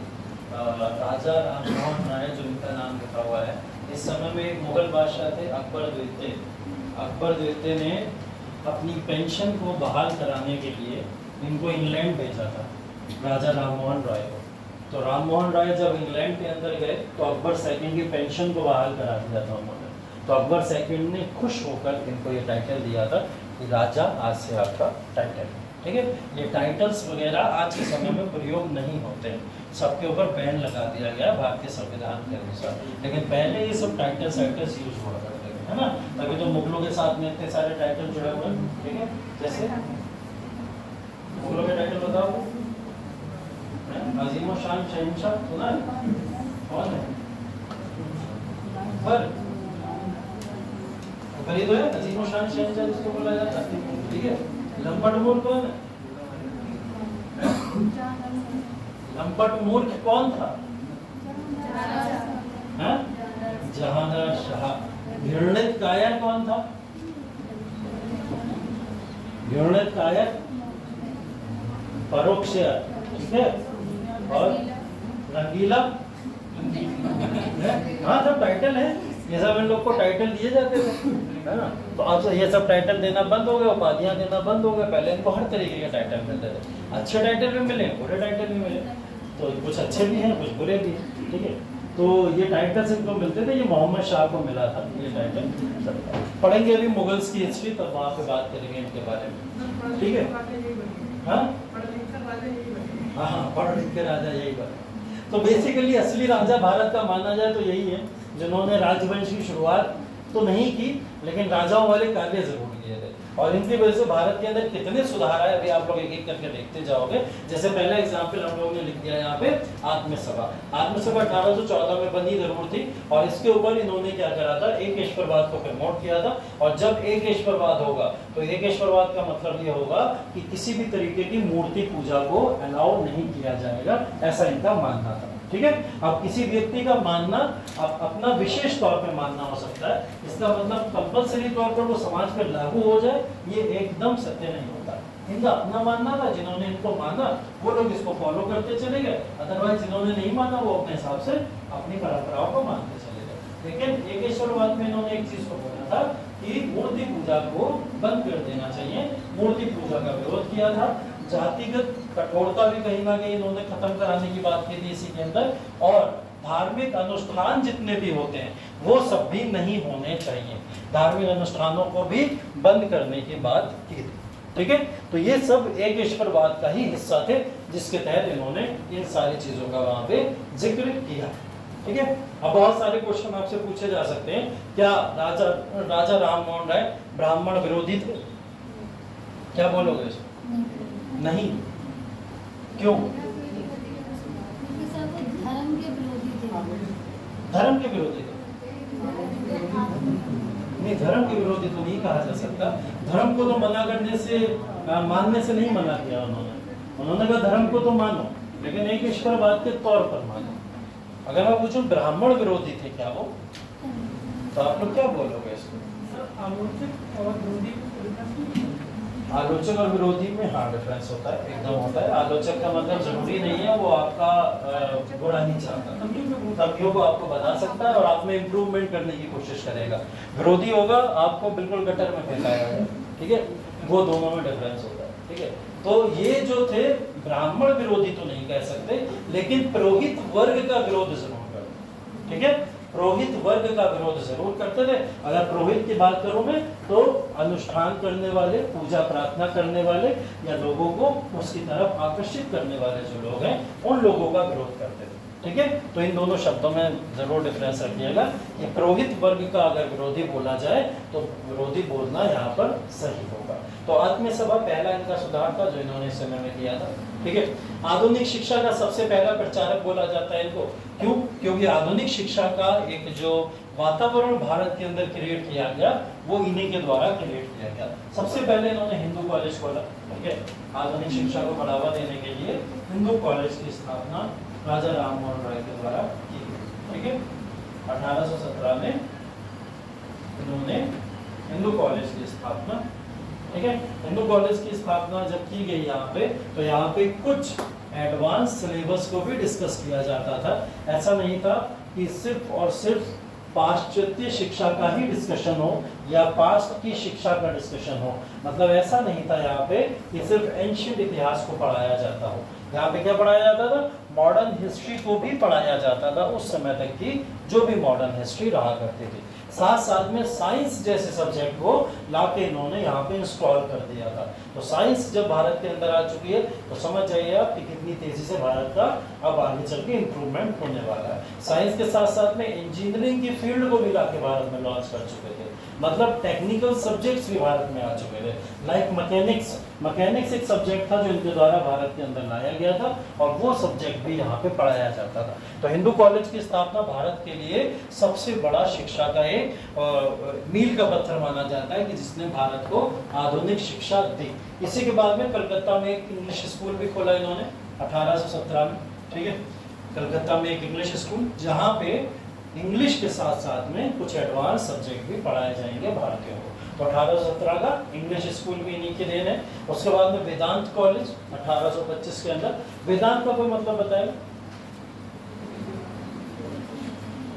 वेदांत का कोई मतलब? हाँ, वेदों का अंत। वेरी गुड, वेदों का अंत। तो यहाँ पे वेदांत कॉलेज का अगर मतलब देखने की कोशिश करें, वेदों तक तो लगभग सभी लोग वेदों से सीखते थे और वेदों से ज्ञान लेते थे, लेकिन वेदों के जाने के बाद में लोगों ने अपने ज्ञान को सीमित कर दिया और उसके बाद में उनके पास में कोई भी ऐसा रिलीजियस टेक्स्ट नहीं था मॉडर्न फॉर्म में जो उनको ये सब सिखा पाता कि क्या चीज़ें अभी सही हैं गलत है। तो इन्होंने क्या करा था, वेदांत कॉलेज के अंदर वेदों के अंत के बाद के समाज को वो पढ़ाना शुरू करा, ठीक है, कि वेदों का अंत हुआ, उसके बाद समाज कैसा हुआ और अब इस समाज में कैसा परिवर्तन चाहिए, उस परिवर्तन को यहाँ पे पढ़ाना इन्होंने शुरू किया था, ठीक है। अब ये बहुत बड़ी चीजें हैं। अगर आज के समय में आप एक छोटा सा ABCD का स्कूल भी खोलने की कोशिश करोगे तब भी बहुत प्रयत्न लगते हैं और ये व्यक्ति क्या कर रहा है उस समय में, पूरे भारतीय समाज को जागरूक करने के लिए कॉलेजेस, स्कूल्स, यूनिवर्सिटी और सभी तरीके के प्रयत्न कर रहा है कि लोगों को धार्मिक सामाजिक शिक्षा के साथ साथ में वैज्ञानिक शिक्षा भी दी जा सके। हर तरीके की शिक्षाओं को देने का कार्य कर रहा है। इसीलिए इन्होंने वेदांत कॉलेज में भौतिक विज्ञान को भी इंस्टॉल किया, पश्चिमी सामाजिक विज्ञान और भौतिक विज्ञान को भी इंस्टॉल किया। पश्चिमी सामाजिक विज्ञान की अगर बात करें तो पश्चिम के समाज को भी ला के भारत के अंदर रखा कि देखो पश्चिम के समाज के अंदर क्या हो रहा है। वहाँ की महिलाएं पर्दा प्रथा नहीं मानती, ठीक है, वहाँ की महिलाएं पुरुषों से अलग शिक्षा ग्रहण नहीं करती, लेकिन भारत के अंदर ये सब चीज़ें होती चली आई हैं। इसको रोकना जरूरी है। तो इसका एक एग्जाम्पल वेदांत कॉलेज है। और सबसे बड़ा जो इसके इस समय में एक समाज की स्थापना है तो वो है ब्रह्म समाज या ब्रह्म समाज जिसको बोला जाता है। 1828 ब्रह्मा समाज इनके द्वारा जब स्थापित किया गया तो अगेन फिर इन्होंने टॉपिक उठाया था, वो एक ईश्वरवाद तो था ही था, लेकिन साथ साथ में कुछ धार्मिक कुरीतियों को भी दबाने के लिए इन्होंने मुहिम चलाई। जैसे सती प्रथा इसी का पार्ट। अगर सती प्रथा को आपको किसी का पार्ट बताना है तो ब्रह्म समाज का एक पार्ट था सती प्रथा। सती प्रथा का टॉपिक इन्होंने उठाया था ब्रह्म समाज में उठाया। जब ये समाज बनाया गया तो यहाँ पे एक टॉपिक उठाया गया कि भारत के अंदर एक कुरीति बहुत बुरी है, वो है ब्रह्म समाज। उसको जो दूर कर पाएगा वो है सती प्रथा, ठीक है। और सती प्रथा के साथ साथ में इन्होंने यहाँ पे महिलाओं की शिक्षा के ऊपर भी जोर दिया। तो अगर आप इसका टॉपिक की बात करें ब्रह्म समाज के अंतर्गत क्या क्या आता है तो पहला सती प्रथा आ जाएगा कि सती प्रथा का मुद्दा उठाया। दूसरा एक ईश्वरवाद का मुद्दा आ जाएगा, एक ईश्वरवाद का मुद्दा उठाया गया। और तीसरा क्या आ जाएगा इसके अंदर, महिलाओं की शिक्षाओं को बढ़ावा देना। तो महिलाओं की शिक्षाओं को बढ़ावा देना भी इसका एक पार्ट आ जाएगा, ठीक है। अभी तक की चीजें नोट हो गई।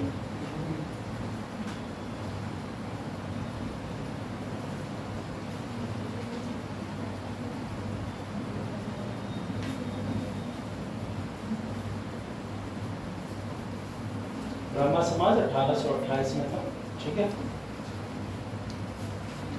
इसके बाद में देखिए संवाद कौमुदी 1821 के अंदर संवाद कौमुदी लाया गया इनके द्वारा। संवाद कौमुदी कुछ नहीं है, एक साप्ताहिक सिर्फ और सिर्फ बंगाली भाषा में लिखा गया एक मैगजीन है, ठीक है। और इस मैगजीन को संवाद कौमुदी के तौर पर लाया गया था। और संवाद कौमुदी में हर हफ्ते कुछ ऐसी बातों को लोगों के सामने रखा जाता था जिन बातों के तौर पर वो अपने अंदर इम्प्रूव कर सकते हैं, ठीक है। तो संवाद कौमुदी 1821 में राजा राम मोहन राय के द्वारा लाया गया। फंड कहाँ से आता था, अमीर आदमी थे राजा नहीं उपाधि है, राजा हैं, बैरिस्टर हैं, जो लंदन से पढ़ाई करके आ चुका है। आपको कोई आम आदमी लग रहा है? महात्मा गांधी वो अमीर थे, वो गरीब थोड़ी थे वो। और दूसरे नहीं वो रहते ऐसे थे, वो उन्होंने अपनी वेशभूषा वैसे वो बना रखी थी। वो उन्होंने जानबूझ के आश्रम में रहते थे, आश्रम में रहते थे और आश्रम में उन्होंने अपनी वेशभूषा दूसरे लोगों को दिखाने के लिए बनाई थी कि देखो अगर एक इतना पैसे वाला व्यक्ति भी इतना सामान्य जीवन जी सकता है तो फिर ये सामान्य जीवन जीना गलत नहीं है। एक एग्जाम्पल था, राजा राम मोहन राय के पास में ये जो फंड आ रहा है, इस फंड का जो आप अगर जो भारत के अंदर अंग्रेज थे, जैसे विलियम बेंटिक की अगर इस समय में बात करें, उसी ने सती प्रथा के सुधार को लेके अंतिम यहाँ पर बोला था कि भाई सती प्रथा में सुधार चाहिए, कानून उसी ने बनाया था। इन्होंने तो बोला था सिर्फ और सिर्फ। तो कहीं ना कहीं ब्रिटिश सपोर्ट भी इनको मिलता था सामाजिक धार्मिक सुधार आंदोलन में। वो क्यों मिलता था, उसके पीछे क्या कारण था?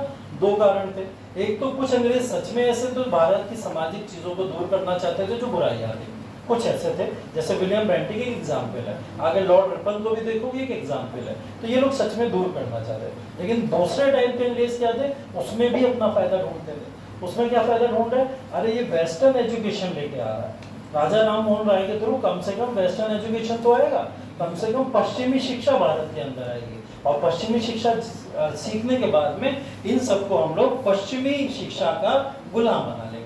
तो वो लोगों ने किया।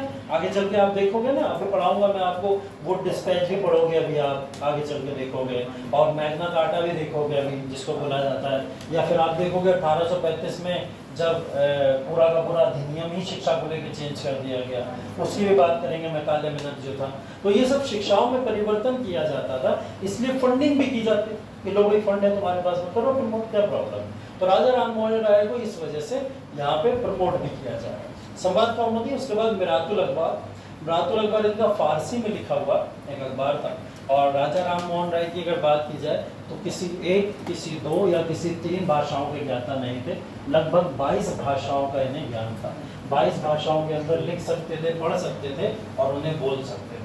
तो 22 भाषाओं के ऊपर इनकी कमांड थी और 22 भाषाओं में ये लगातार अलग अलग तरीके के पत्र या पत्रिकाएं लिखते रहते थे। उसके प्रमाण यहाँ पे ये दिखते हैं मिरातुल अखबार जो इन्होंने फारसी के अंदर लिखा था। ठीक है। और इसके अंदर ये कई सारी राजनीतिक घटनाओं का भी वर्णन करते हुए दिखाई देते हैं। तो मराठुल अखबार 1822 में लिखा हुआ एक न्यूज़पेपर। ठीक है, अब इनके बारे में बहुत सारी चीजें हैं। देखिए इनके बारे में कहीं ना कहीं बोला जाता है कि राजा राम मोहन राय ने जो कार्य किए अपने समय में उस दौरान, वो करने वाले ये प्रथम व्यक्ति थे, क्योंकि इस दौरान ये कार्य और कोई नहीं कर रहा था और ना इससे पहले भारत में किसी ने किए थे। तो भारत में अगर आधुनिकीकरण किसी ने किया तो वो करने वाले व्यक्ति राजा राम मोहन राय थे।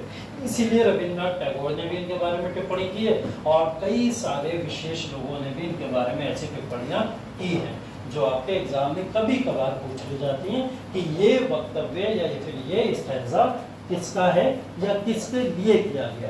तो कहीं ना कहीं दिमाग के अंदर एक तो इम्पोर्टेंट चीजें याद रखिए। अगर ये हो सकता है यहाँ पे राम मोहन राय नाम ना लिखा हो, यहाँ पे सिर्फ इतना लिखा हो वो अपने समय में संपूर्ण मानव जगत में एकमात्र व्यक्ति थे जिन्होंने आधुनिक युग के महत्व को पूरी तरह से महसूस किया। अब यहाँ पे आधुनिक युग के जो महत्व की बात हो रही है उससे आप लॉजिक लगा देंगे किसकी बात हो रही है, राजा राम मोहन राय।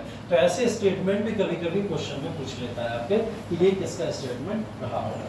ठीक है, अब देखिए इतने सारे अगर ये कार्य कर रहे हैं तो इसके अंदर एक विशेष सभा होगी, इनका विरोध तो करेगी। ठीक है, क्योंकि मैंने क्या बोला, मॉडर्नाइजेशन की तरफ ले जा रहे हैं, आधुनिकीकरण की तरफ ले जा रहे हैं। और जब आधुनिकीकरण की तरफ जाओगे तो धर्म पीछे छूटेगा, थोड़ा बहुत धर्म पीछे छूटेगा। और धर्म पीछे छूटा क्योंकि इन्होंने एक ईश्वरवाद की बात करी, मूर्ति पूजा के विरोध की बात करी, ठीक है, या धार्मिक अनुष्ठानों के विरोध की बात करी। तो एक वर्ग होगा ना धर्म सभा वाला जो धार्मिक चीजों को मानता होगा, वो इनका विरोध तो करेगा ही करेगा। तो कई सारी धर्म सभाओं ने राजा राम मोहन राय का विरोध भारत के अंदर किया। ठीक है, उसी का एक एग्जाम्पल यहाँ पे दिया गया। ठीक है, इनके सहयोगी के तौर पर जिन्होंने इनका साथ दिया था, जो अभी आप पूछ रहे थे इनको फंड जहाँ से आता था वो देख लो। तो इनके सहयोगी के तौर पर राजा राम मोहन राय को कई सारे ऐसे व्यक्ति थे जो सामाजिक चीज़ों में भी सपोर्ट करते थे और फाइनेंशियल चीज़ों में भी उनका सपोर्ट करते थे। तो ये उनके व्यक्ति कहीं ना कहीं इंपॉर्टेंट व्यक्ति हैं जो यहाँ पे आप लिख सकते हो अपनी कॉपी के अंदर, राजा राम मोहन राय को यहाँ पे सपोर्ट करने वाले लोग कौन कौन। अब से 2 साल पहले तक इतना डेप्थ में नहीं पढ़ाया जाता था, लगभग 2 साल पहले, क्योंकि 2 साल पहले तक क्वेश्चंस इतना डीप नहीं पूछे जा रहे। अब क्वेश्चन को बहुत डेप्थ में पूछा जा रहा है, हर एक टॉपिक के ऊपर कुछ ना कुछ इंटरनल वो चीज़ें पूछ रहे हैं। राजा राम मोहन राय, उनको पता है, आप पढ़ के आए हो, उनकी सभाएं आप पढ़ के आए हो, तो आपको पता है कौन सी सन में किस चीज़ की स्थापना करें, क्योंकि उनको पता है ये व्यक्ति शायद सहयोगियों को छोड़ आया होगा, है ना। तो वो क्वेश्चन कहीं ना कहीं सहयोगी दल के फॉर्म में आपसे पूछे, तो इसलिए कहीं ना कहीं ये इम्पोर्टेंट हो जाता है कि आप हर एक चीज़ को बारीकी से समझते चलो और जितना इम्पोर्टेंट लगेगा हम आपको नोट कराते चलेंगे। ठीक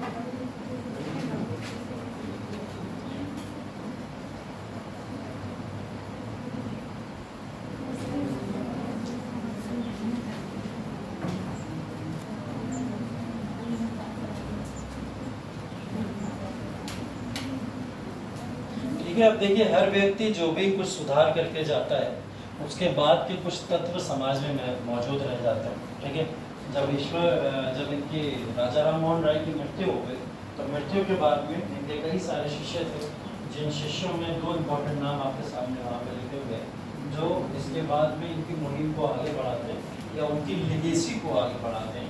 उनमें नाम देवेंद्रनाथ टैगोर का और केशव चंद्र सेन का है। तो देवेंद्रनाथ टैगोर और केसी सेन ये 2 व्यक्ति हैं जिन्होंने इसके बाद में इनकी जो भी मुहिम थी, जो भी प्रथाएं ये चला के गए थे, उनको आगे बढ़ाने का कार्य किया।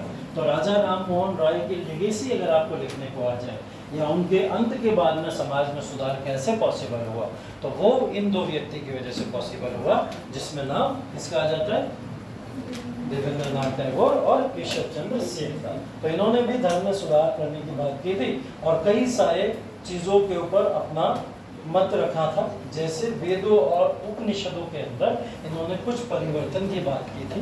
परिवर्तन की मतलब बेसिकली ये नहीं है कि आप वेदों को बदल दीजिए या उपनिषद को बदल दीजिए, लेकिन उसके अंदर अलग तरीके से कुछ सिद्धांतों को मौजूद कराइए जो सिद्धांत लोगों को वास्तविक रूप से चीज़ों को सिखाने के लिए कार्य करें। जैसे एक एग्जाम्पल के तौर पर मैं आपको बताऊं कि अगर हम लोग बात करें वर्णा सिस्टम की, वर्णा सिस्टम क्या होता है कि 4 जातियों में पूरे के पूरे समाज को डिवाइड कर दिया गया, लेकिन उन 4 जातियों में जो विभाजन हुआ वो अगर एक्चुअल में वेदा में देखा जाए तो जातीय आधार पर हुआ ही नहीं, वो तो कर्मों के आधार पर हुआ। ठीक है, अगर वेदा के अंदर अगर आप वेदों को पढ़ोगे तो वेदों की शिक्षा क्या बता रही है आपको? वेदों की शिक्षा तो ये बता रही है कि अगर कोई व्यक्ति पढ़ा लिखा और कुशल है सच में, तो उसको ब्राह्मण बनना चाहिए, फिर वो किसी परिवार में पैदा हो। अगर वो सच में पढ़ा लिखा ज्ञानी है और उसने शिक्षा अच्छे से ग्रहण करके रखी है धार्मिक शिक्षा, तो उसको ब्राह्मण बनना चाहिए। फिर वो किसी भी कुल में पैदा हो, किसी भी जाति में पैदा हो, वो ब्राह्मण बनना चाहिए। दूसरा इन्होंने ये बोला कि अगर कोई भी व्यक्ति लड़ने में कुशल है, ठीक है, कोई भी योद्धा है, तो जरूरी नहीं वो ब्राह्मण परिवार में पैदा हुआ हो तो हम उसे क्षत्रिय कहें, नहीं, वो किसी भी समाज में पैदा हो वो क्षत्रिय हो सकता है। ठीक है, तो हर एक दल को बताया गया कि वो किसी भी दल का हो सकता है, सिर्फ और सिर्फ अपनी नॉलेज और स्किल के बेसिस पे। ये वेदों का ज्ञान है। लेकिन हमने क्या करा, बाद में धीरे धीरे इसको चेंज कर दिया। हमने बोला नहीं, एक कुल के अंदर अगर एक परिवार में जितने भी लोग पैदा हो रहे हैं तो वो सब ब्राह्मण हैं, अगर एक कुल में एक परिवार में जितने भी लोग पैदा हो रहे हैं वो सब क्षत्रिय हैं। ये एक्चुअल में वेदों का ज्ञान नहीं, वेदों का ज्ञान है नॉलेज के बेसिस पे। आप किसी भी इंसान को ब्राह्मण बोल सकते हो, क्षत्रिय बोल सकते हो, वैश्य बोल सकते हो या फिर शूद्र बोल सकते हो। तो वो अलग अलग तरीके का ज्ञान वहाँ पे दिया गया, लेकिन समाज के आधार पर इसको चेंज कर दिया गया। यही शिक्षा इन्होंने बाद में आके इन्होंने यही बताया कि वेदों के अंदर जो एक्चुअल मैसेज है वो लोगों तक पहुंचाने का कार्य किया जाना चाहिए। तो ये बात इन्होंने आगे चल के राजा राम मोहन राय की इस तरीके से बढ़ाई है। तो अगर आप इनकी लेगेसी के तौर पे याद रखें तो इन 2 नामों को जरूर याद रखिए। ठीक है,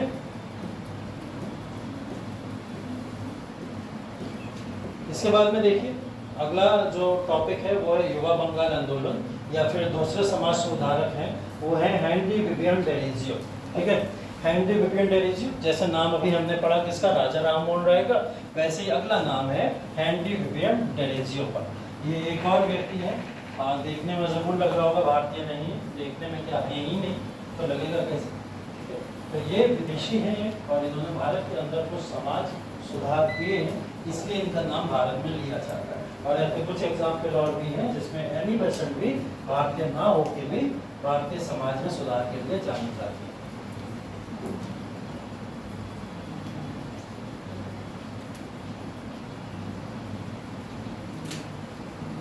ठीक है, अब देखिए इनका समाज सुधार के अंदर क्या पूरा का पूरा जो भी है चेंज करने का अगर देखा जाए तो हेनरी विवियन डेरेजियो ने 1820 के दशक में और 1830 के दशक में भारत के अंदर शिक्षाओं में सुधार करने का काम किया था। हेनरी विवियन डेरेजियो का जब आप नाम सुनते हो तो ये मत समझिएगा कोई 50-60 साल का व्यक्ति होगा जिसकी हम लोग बात कर रहे हैं। ये मात्र 18 वर्ष का एक व्यक्ति है जो भारत के अंदर इतने बड़े समाज सुधारक आंदोलन चला देता है और उसके ही 4 से 5 साल बाद इसकी मृत्यु भी हो जाती है। 22 साल की उम्र में एक व्यक्ति इतना बड़ा नाम लेके दुनिया से चला गया, तो वो नाम है हेनरी विवियन डेरेजियो। यहाँ 22 साल की उम्र में प्रीलिम्स भी नहीं निकलता है ना, तो सोचने वाली बात है। तो हेनरी विवियन डेरेजियो ने उस समय भारत के अंदर जो भी सामाजिक धार्मिक सुधार आंदोलन किए उसमें सबसे जो बड़ा इनके जीवन में चेंज आया वो आया था हिंदू कॉलेज में पढ़ा था। हिंदू कॉलेज में 1826 से 31 तक ये प्रोफेसर के तौर पर आए थे और इन्होंने प्रोफेसर के तौर पर उसको ज्वाइन किया था। हिंदू कॉलेज कौन सा? वही जो राजा राम मोहन राय ने जिसको डेवलप किया है, तो उसी कॉलेज के अंदर ये एक प्रोफेसर के तौर पर है। और इन्होंने जब अपने छात्रों को पढ़ाना शुरू किया तो डेरेजियो ने सबसे पहले लोगों को बताया कि जितने भी रीति रिवाज भारत के अंदर परंपराओं के तौर पर फॉलो किए जाते हैं वो भारत के समाज के फ्यूचर के लिए खतरनाक है। ऐसे रीति रिवाजों से बचना चाहिए और इन सबको समाप्त कर देना बहुत ही जल्द मुमकिन से मुमकिन कर ही देना चाहिए। जब इन सारी चीज़ों की बात होने लगी तो फिर इनका विरोध ऑब्वियस सी बात है भारतीय समाज के कुछ लोगों ने करना शुरू किया। लेकिन हेनरी विवियन डेलेजियो उस भारतीय समाज से ना डरते हुए इस पूरे आंदोलन को आगे चलाते हैं और इस आंदोलन को इन्होंने यंग इटली के नाम से एक नया आंदोलन बनाया जिसको भारत में युवा बंगाल आंदोलन के तौर पर जाना जाता है। ऐसी यंग इटली आंदोलन भी है, आप लोग पढ़ोगे उसके बारे में, युवा इटली आंदोलन। जब हम लोग विश्व इतिहास के बारे में पढ़ते हैं तो वहाँ पे भी युवा इटली आंदोलन है। उसी तरीके का एक आंदोलन इन्होंने भारत में खड़ा कर दिया और भारत के अंदर जब इस आंदोलन को खड़ा करा गया तो भारतीय पुराने रीति रिवाज और संस्कारों को विरोध करने के साथ साथ में इन्होंने भारतीय शिक्षाओं को बढ़ावा दिया और भारतीय शिक्षाओं के बढ़ावा देने के साथ साथ में जितने भी भारत के अंदर स्टूडेंट्स थे, भारतीय शिक्षा को प्राप्त करने वाले जो छात्र और छात्राएं थी, उनको एक मंत्र देते गए और वो मंत्र ये था, क्लास में चुपचाप मत बैठना, जैसे तुम लोग बैठे हो। उन्होंने मंत्र जो दिया था वो यही दिया था, क्लास में शांत होकर या चुपचाप मत बैठना। क्लास में जब भी बैठना तो टीचर के साथ में बात करना, डिस्कशन करना और अगर लगे कि मुद्दा आपके पक्ष में नहीं है या गलत मुद्दा है तो उसके ऊपर डिबेट करना। तो डिबेट करने का जो पूरा का पूरा अधिकार लोगों को समझ में आया या भारतीय हिंदुस्तानी स्टूडेंट्स को अगर ये बात क्लियर हुई कि हम आंदोलन भी तो कर सकते हैं, एक आंदोलन भी तो पार्ट है हमारे पास में, हम अपनी बात को रख सकते हैं अगर कुछ गलत हो रहा है। ये सारा का सारा कार्य करने वाले भारत में हेनरी विवियन डेलेजियो थे। ऐसा इन्होंने क्यों किया? ऐसा करने के पीछे लॉजिक था, भारत के अंदर जो भी अंग्रेज अधिकारी थे वो अंग्रेज अधिकारी भारतीय शिक्षा को पाश्चात्य शिक्षा में कन्वर्ट करने की कोशिश कर रहे थे, वेस्टर्न शिक्षा में कन्वर्ट करने की कोशिश कर रहे थे और इससे रोकना बहुत ज़रूरी था। इससे रोकने के लिए जब स्टूडेंट्स बोलेंगे ही नहीं तो कैसे रुकेंगे? उनका बोलना बहुत ज़रूरी है, उनका कहना बहुत ज़रूरी है। तो इन्होंने स्टूडेंट्स को क्वेश्चंस को आस्क करना या क्वेश्चन को पूछना सिखाया कि आप क्वेश्चन करिए, आप भारत का भविष्य हैं और अगर आप लोग क्वेश्चन नहीं करोगे, अगर आप लोग क्वेश्चन मार्क नहीं लगाओगे किसी मुद्दे के ऊपर, तब तक वो चीज़ सॉल्व नहीं हो सकती। ऐसे एग्जाम्पल के तौर पे आप देखते होंगे भारतीय यूनिवर्सिटी आज के तौर पे बहुत सारी यूनिवर्सिटी है, जैसे BHU देख लोगे आप, ठीक है, भारत के अंदर BHU बहुत बड़ी यूनिवर्सिटी है। हम लोग देखें अगर तो JNU बहुत बड़ी यूनिवर्सिटी है, जामिया एक बहुत बड़ी यूनिवर्सिटी है। ये यूनिवर्सिटीज़ के स्टूडेंट्स करते क्या, क्यों इतना विवादों में रहते हैं? सरकार से क्वेश्चन पूछते हैं लगातार, गवर्नमेंट से पूछते हैं कि अगर आप ये कर रहे हो तो ये करने के पीछे का लॉजिक बताता हूँ, क्योंकि हम तो पढ़े लिखे लोग हैं, हमें पता है कि आप किसान बिल लेके आ रहे हो तो उसमें कमियां क्या है, उन्हें पता है। तो वो कहते हैं कि एक बार हमारे सामने अगर आप ये रख रहे हो तो हमारे सामने डिस्कस कर लो इन मुद्दों को, और नहीं अगर हमारे हिसाब से ये मुद्दे आएंगे तो हम आंदोलन करेंगे, हमें आंदोलन के अधिकार दिए जाए। तो भारतीय शिक्षा के अंदर जो छात्र है पूरे संपूर्ण भारत के अंदर, वो एक बहुत बड़ा रीज़न है जो भारत के फ्यूचर को सही डायरेक्शन में ले जा सकता है। वरना राजनीति में आए हुए लोग, जितने भी राजनीति के लोग होते हैं, वो शिक्षाओं को किसी और ही दिशा में ले जाते हैं और वो राजनीति के लिए अपने अपने फायदे सब करते हैं। बाद में 10 साल बाद 20 साल बाद शायद हमको ना पता हो, लेकिन बाद में सब पता चलता है कि अरे ये ना हुआ होता तो शायद हमारा भारत एक अच्छे मुकाम पे खड़ा होता, बाद में पता चलता है। लेकिन जिस समय में हो रहा होता तब नहीं पता चलता। शिक्षाओं का इतना जो इम्पोर्टेंस है, इस इम्पोर्टेंस को देने वाले हेनरी विवियन डेलेजियो। हाँ, जैसे कि बोलते हैं कि कोई भी नीतियाँ बनाई जाती हैं वो हमारे जो इसकी तैयारी कर रहे हैं वही लोग बनाते हैं। तो सर 140 करोड़ की जनसंख्या वाले देश में सबको एक ही जैसे कि 4 बिंदु बना दिए गए हैं, उसमें ढालना क्या एक चुनौतीपूर्ण कार्य नहीं? बहुत चुनौतीपूर्ण है, इसीलिए तो प्रॉब्लम आती है मेजोरिटी की सरकार में। अब सर जिसने भी वो नियम बनाया है, कोई भी बिल अगर पारित होता है, जिसने बनाया है वो भी एक पढ़ा लिखा बंदा है, इम्प्लीमेंट सरकार कर रही है जो नहीं पढ़ी लिखी है। अब बताता हूँ, बनाने वाले तो हमारे जैसे अधिकारी। मैं बता रहा हूँ। देखो होता क्या है कि आप जैसे अधिकारी जब चुन के सत्ता के अंदर जाते हैं तो एक बहुत कड़वा सच ये है कि आप अपने अनुसार कार्य नहीं करते हैं वहाँ पर, ठीक है, आप अपने अनुसार कार्य नहीं कर पाते। हमें लगता तो है कि हम डिस्ट्रिक्ट के राजा बन गए या रानी बन गए, है ना, बोला जाता है ना, राजनीतिक दबाव, ये जो होता है वो कहीं ना कहीं राजा होता है, अपने डिस्ट्रिक्ट सकता, लेकिन एक्चुअल में सच्चाई जो है ग्राउंड लेवल पे अगर आके देखोगे तो राजनीतिक कहीं ना कहीं चीज़ों में इतना ज़्यादा प्रेशराइज होकर अधिकारी वहाँ दब जाते हैं कि वो जो भी डिसीजन लेते हैं वो डिसीजन कहीं ना कहीं वो राजनीति से इन्फ्लुएंस्ड ही होते हैं। अब अगर कोई कानून उन्हें बनाना है भारत के अंदर, मान लिया XYZ कोई भी कानून बनाना है, उस कानून से मेजोरिटी दिखा रहे हैं वो कि मेजोरिटी को कहीं ना कहीं प्रॉफिट दिख रहा है, वो मेजोरिटी वो इस प्रॉफिट के बेसिस पे देखते हैं कि अगला वोटिंग जो मेरे को मिलने वाला है वो वोटिंग कहीं ना कहीं इसके अनुसार मिलेगा। अगर ये कानून मेजोरिटी को पसंद आ गया तो मुझे क्या मिलेगा, उस आधार पर वोटिंग मिल जाएगी, है ना। तो राजनीतिक पक्ष के जो लोग होते हैं वो इस आइडियोलॉजी से चलते हैं, जो कि गलत नहीं, एकदम सही है। सत्ता में किसे नहीं आना, सबको आना, तो वो सत्ता पे आने के लिए ऐसी चीज़ों को करते हैं। अब वहाँ पे जो अधिकारी बैठे हुए हैं वो अधिकारी उन चीज़ों का जब पूरा का पूरा ब्यौरा लेके बैठते हैं तो उन चीज़ों में कुछ कमियां भी होती हैं, कुछ अच्छाइयाँ भी होती हैं। दोनों का आकलन करके जो अच्छाइयाँ होती हैं वो समाज के सामने रख दी जाती हैं कि देखो इससे बिल से आपको ये प्रॉफिट है, ये एक्ट आएगा तो आपको ये प्रॉफिट देखने को मिलेगा, सरकार आपके लिए एक अच्छा कदम लाने वाली है, इसलिए अपोजिशन को बैठाया गया। अपोजिशन में भी तो अधिकारी हैं, वहाँ पे भी तो कई सारे अधिकारी रैंक के लोग बैठे हुए हैं। वो लोग क्या कर रहे हैं, वो लोग उसकी कमियों को उजागर कर रहे हैं कि नहीं अगर ये बिल आया एक्ट आया तो इसमें ये कमियाँ हो सकती हैं। तो जब भी मेजोरिटी की सरकार आती है किसी भी देश के अंदर तो वहाँ पे हर पक्ष को संतुष्ट करना, वो भी इतने बड़े देश में, ये पॉसिबल ही नहीं। तो मेजोरिटी को अगर कर ले गया तो आपके लिए कहीं ना कहीं विन-विन सिचुएशन हो जाती है। वही बात है, जैसे कि आपने बोला कि जो भी अच्छाइयाँ हैं मैंने मतलब जो निकाली गई हैं, दिखाई गई हैं कि ये अच्छाइयाँ हैं, सर वो आपके लिए अच्छाइयाँ हैं, मेरे लिए अच्छाइयाँ नहीं हो सकती। हाँ बिल्कुल बिल्कुल एकदम हो सकता है। वही मैंने बोला, तभी तो अपोजिशन को बैठाया गया, इसीलिए वो बुराइयां निकालती है बैठ के वहाँ पे। सर जैसे कि हर चीज़ के दो पहलू होते हैं, तो सर सरकार ये भी तो दूसरे तरफ बैठ के तो ये सोचना चाहिए कि उसको कि मेरे लिए है कि दूसरे के लिए भी ये अच्छी होगी या नहीं। अभी खुद ही आपने बोला कि सर हर पक्ष को संतुष्ट नहीं किया जा सकता, खुद ही बोला आपने। अगर हर पक्ष को संतुष्ट करने की बात आ गई तो शायद सरकारें चलना ही बंद हो जाएंगी, सरकार ही नहीं चल पाएगी, है ना। क्योंकि एक पक्ष दूसरे पक्ष से हमेशा कहीं ना कहीं किसी ना किसी एंगल पे मतभेद रहता है, ठीक है।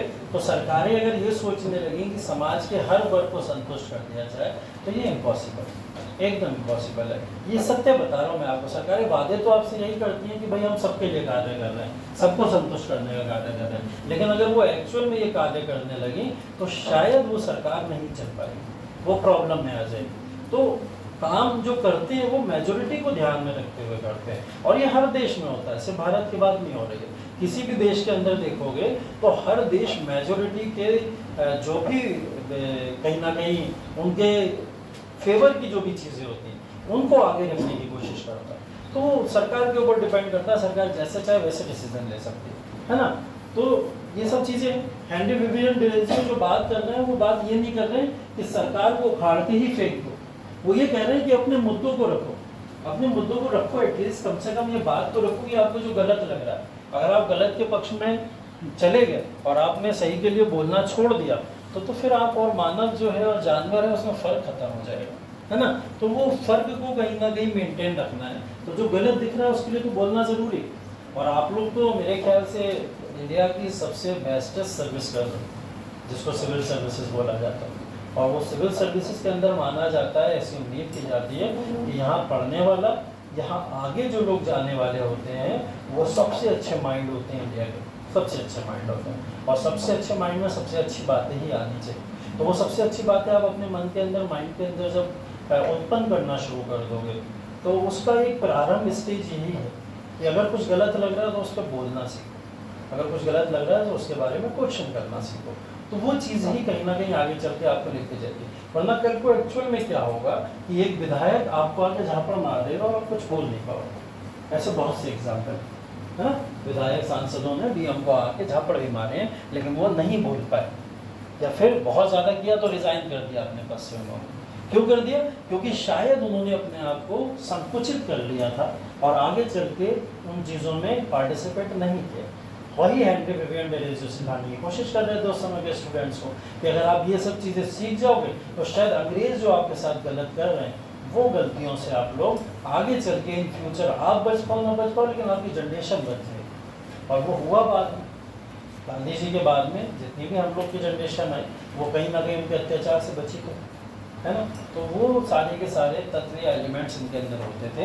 एक चीज़ बहुत कॉमन जितने भी समाज सुधारक हैं उनके अंदर होती थी कि समाज को संपूर्ण रूप से हम सुधार देंगे इसकी कोई गारंटी नहीं। ये बात ये लोग जानते थे बहुत अच्छे से, लेकिन ये बात भी जानते थे कि अगर हमारे समझाए हुए 10% लोग भी वो सही रास्ते पे चलने लगे तो हम मान लेंगे कि हमारा समाज सुधरना शुरू हो गया और सही रास्ते पे चला गया। तो इनका ये ऑब्जेक्टिव होता था कहीं ना कहीं, इसलिए ये इतने बड़े बड़े नाम देखने को मिल रहे हैं आपको। तो उन्होंने जो ऑब्जेक्टिव बनाया, अपना टारगेट बनाया कि 10% को ही सुधारना है, वो 10% को सुधार देगा, इसलिए नाम है उनका आज का सीमेंट। ठीक है, तो ऐसे बहुत व्यक्ति हैं कहीं ना कहीं आपको देखने को मिलेंगे। तो हेनरी विवियन डेरेजियो का नाम याद रखिएगा। क्यों याद रखेंगे आप? क्योंकि भारतीय शिक्षा के अंदर आंदोलन को जो क्रिएट करने वाले थे वो हेनरी विवियन डेरेजियो हैं। तो हेनरी विवियन डेरेजियो ने लोगों को क्वेश्चन करना या फिर आंदोलन करने की कहीं ना कहीं एक सीख दी थी, जिसके थ्रू आगे चल के स्टूडेंट ने ऐसा किया। एग्जाम्पल के तौर पे अगर आपको बताऊं मैं, तो एक एग्जाम्पल है विधवा पुनर्विवाह अधिनियम। विधवा पुनर्विवाह अधिनियम बना क्योंकि कई सारी यूनिवर्सिटी के छात्रों ने देश के बाहर निकल के आंदोलन करना शुरू कर दिए थे। और जब ये आंदोलन हुए तो अंग्रेजों की निगाहें पड़ी इनके ऊपर कि ये आंदोलन क्यों कर रहे हैं। तो उन्हें पता चला कोई विधवा पुनर्विवाह अधिनियम के लिए लड़ रहा है। तो अंग्रेजों ने क्या करा, एक अधिनियम बना दिया कि लो भाई तुम्हें अगर इस चीज़ की डिमांड है तो हम कर देते हैं। ऐसे ही चाइल्ड मैरिज की बात की थी हम लोगों ने, चाइल्ड मैरिज को बैन करने की बात की थी। तो चाइल्ड मैरिज को बैन करने के लिए भी ऐसे ही स्टूडेंट्स ने आंदोलन करे, बाहर निकले, तब जाके ये चीज़ें समाप्त हो गई। ठीक है, तो ये हेनरी विवियन डेरेजियो का ही इसके अंदर कहीं ना कहीं हाथ है, जो लोगों ने आंदोलन या फिर ऐसे तमाम कहीं ना कहीं संगठन को क्रिएट करने की कोशिश की। ठीक है, तो हेनरी विवियन डेरेजियो नाम याद रखिएगा, इंपॉर्टेंट नाम है। उसके बाद देखिए देवेंद्रनाथ टैगोर। ठीक है, देवेंद्रनाथ टैगोर और ऐसे ही बहुत सारे टैगोर आप इतिहास में सुनते रहोगे। ठीक है, कई सारे टैगोर भाई हैं, है ना, जिन्होंने आंदोलन के अंदर पार्टिसिपेशन किए हैं और भारतीय आंदोलनों में पार्टिसिपेट करते आए हैं। ये पिताजी भी थे, वो भी टैगोर, वो भी इन आंदोलनों में पार्टिसिपेट करते हुए दिखाई दिए। जिसमें सबसे पहला नाम हम लोग देवेंद्रनाथ टैगोर ही पढ़ते हैं। देवेंद्रनाथ टैगोर ने तत्वबोधिनी सभा को बनाया था 1839 के अंदर। ठीक है, और देवेंद्रनाथ टैगोर, मैंने आपको जैसा पहले भी बताया था कि ये किसको फॉलो कर रहे थे, राजा राम मोहन राय, उन्हीं की लेगेसी को आगे बढ़ाने का कार्य किया इन्होंने। तो इसी को लेकर इन्होंने तत्वबोधिनी सभा की स्थापना करी थी। और तत्वबोधिनी सभा बेसिकली राम मोहन राय के आगे के विचारों को लोगों के सामने रखना था। तो उन्हीं के विचारों को इन्होंने आगे बढ़ाने की कोशिश की। ठीक है, दूसरा नाम तुम लोगों ने लिख लिया था ना, हेनरी विवियन डेरेजियो। ठीक है, तीसरा नाम अब यहाँ पे लिख रहे हैं देवेंद्रनाथ टैगोर।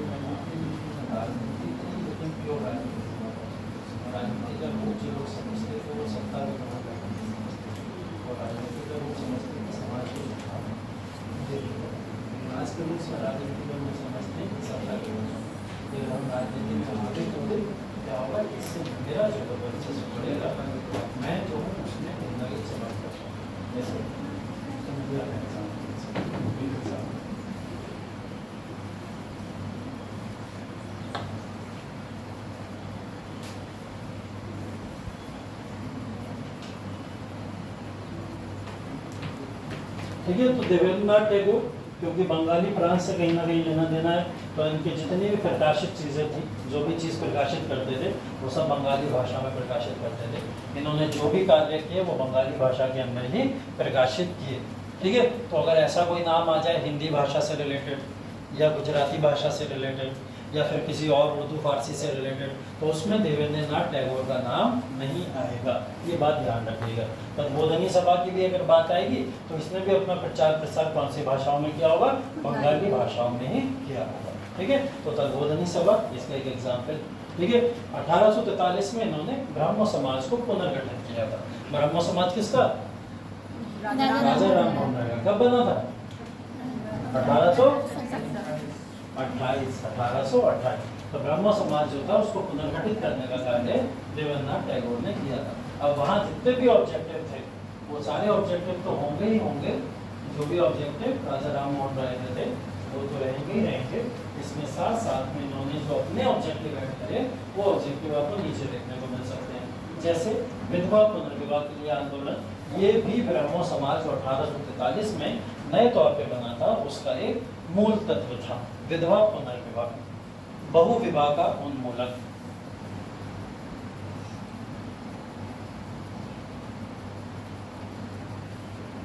बहुविवाह मतलब एक से ज्यादा विवाह अगर कोई करता है तो उसका उन्मूलन करने के बाद दी गई।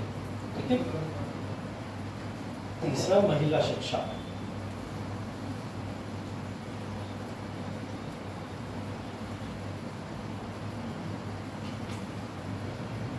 ठीक है। तो 1843 में इन सारी चीजों का समर्थन जब किया जा रहा है तो उसी के बेसिस पे आगे चल के आप लोग देखोगे 1854 में एक आदेश पारित हो गया जिसमें विधवा पुनर्विवाह अधिनियम जो था रेगुलेट कर दिया गया। इसी के बाद में 1854 में एक एक्ट आया था, फुट डिस्पैच एक्ट जिसको बोला जाता है, शिक्षा के सुधार का अधिनियम। तो शिक्षा के सुधार के अधिनियम ने क्या करा, भारत में महिला की शिक्षाओं को बढ़ावा देना शुरू कर दिया। ठीक है। तो ये सब इन्हीं की देन है, ब्रह्मा समाज की या फिर देवेंद्रनाथ टैगोर, राजा राम मोहन राय की। इस समाज में जो भी पॉजिटिव परिवर्तन हुए वो सब इन लोगों की वजह से देखे जा सकते हैं। ठीक है। एक और एग्जाम्पल है इसमें लिख लो, रैयत की स्थिति और संयम में सुधार। रैयत का मतलब समझते हैं? हाँ, रैयत का मतलब यहाँ है किसानों से। ठीक है, किसानों से जैसे रैयत वाली व्यवस्था आएगी, पढ़ेंगे उसके बारे में।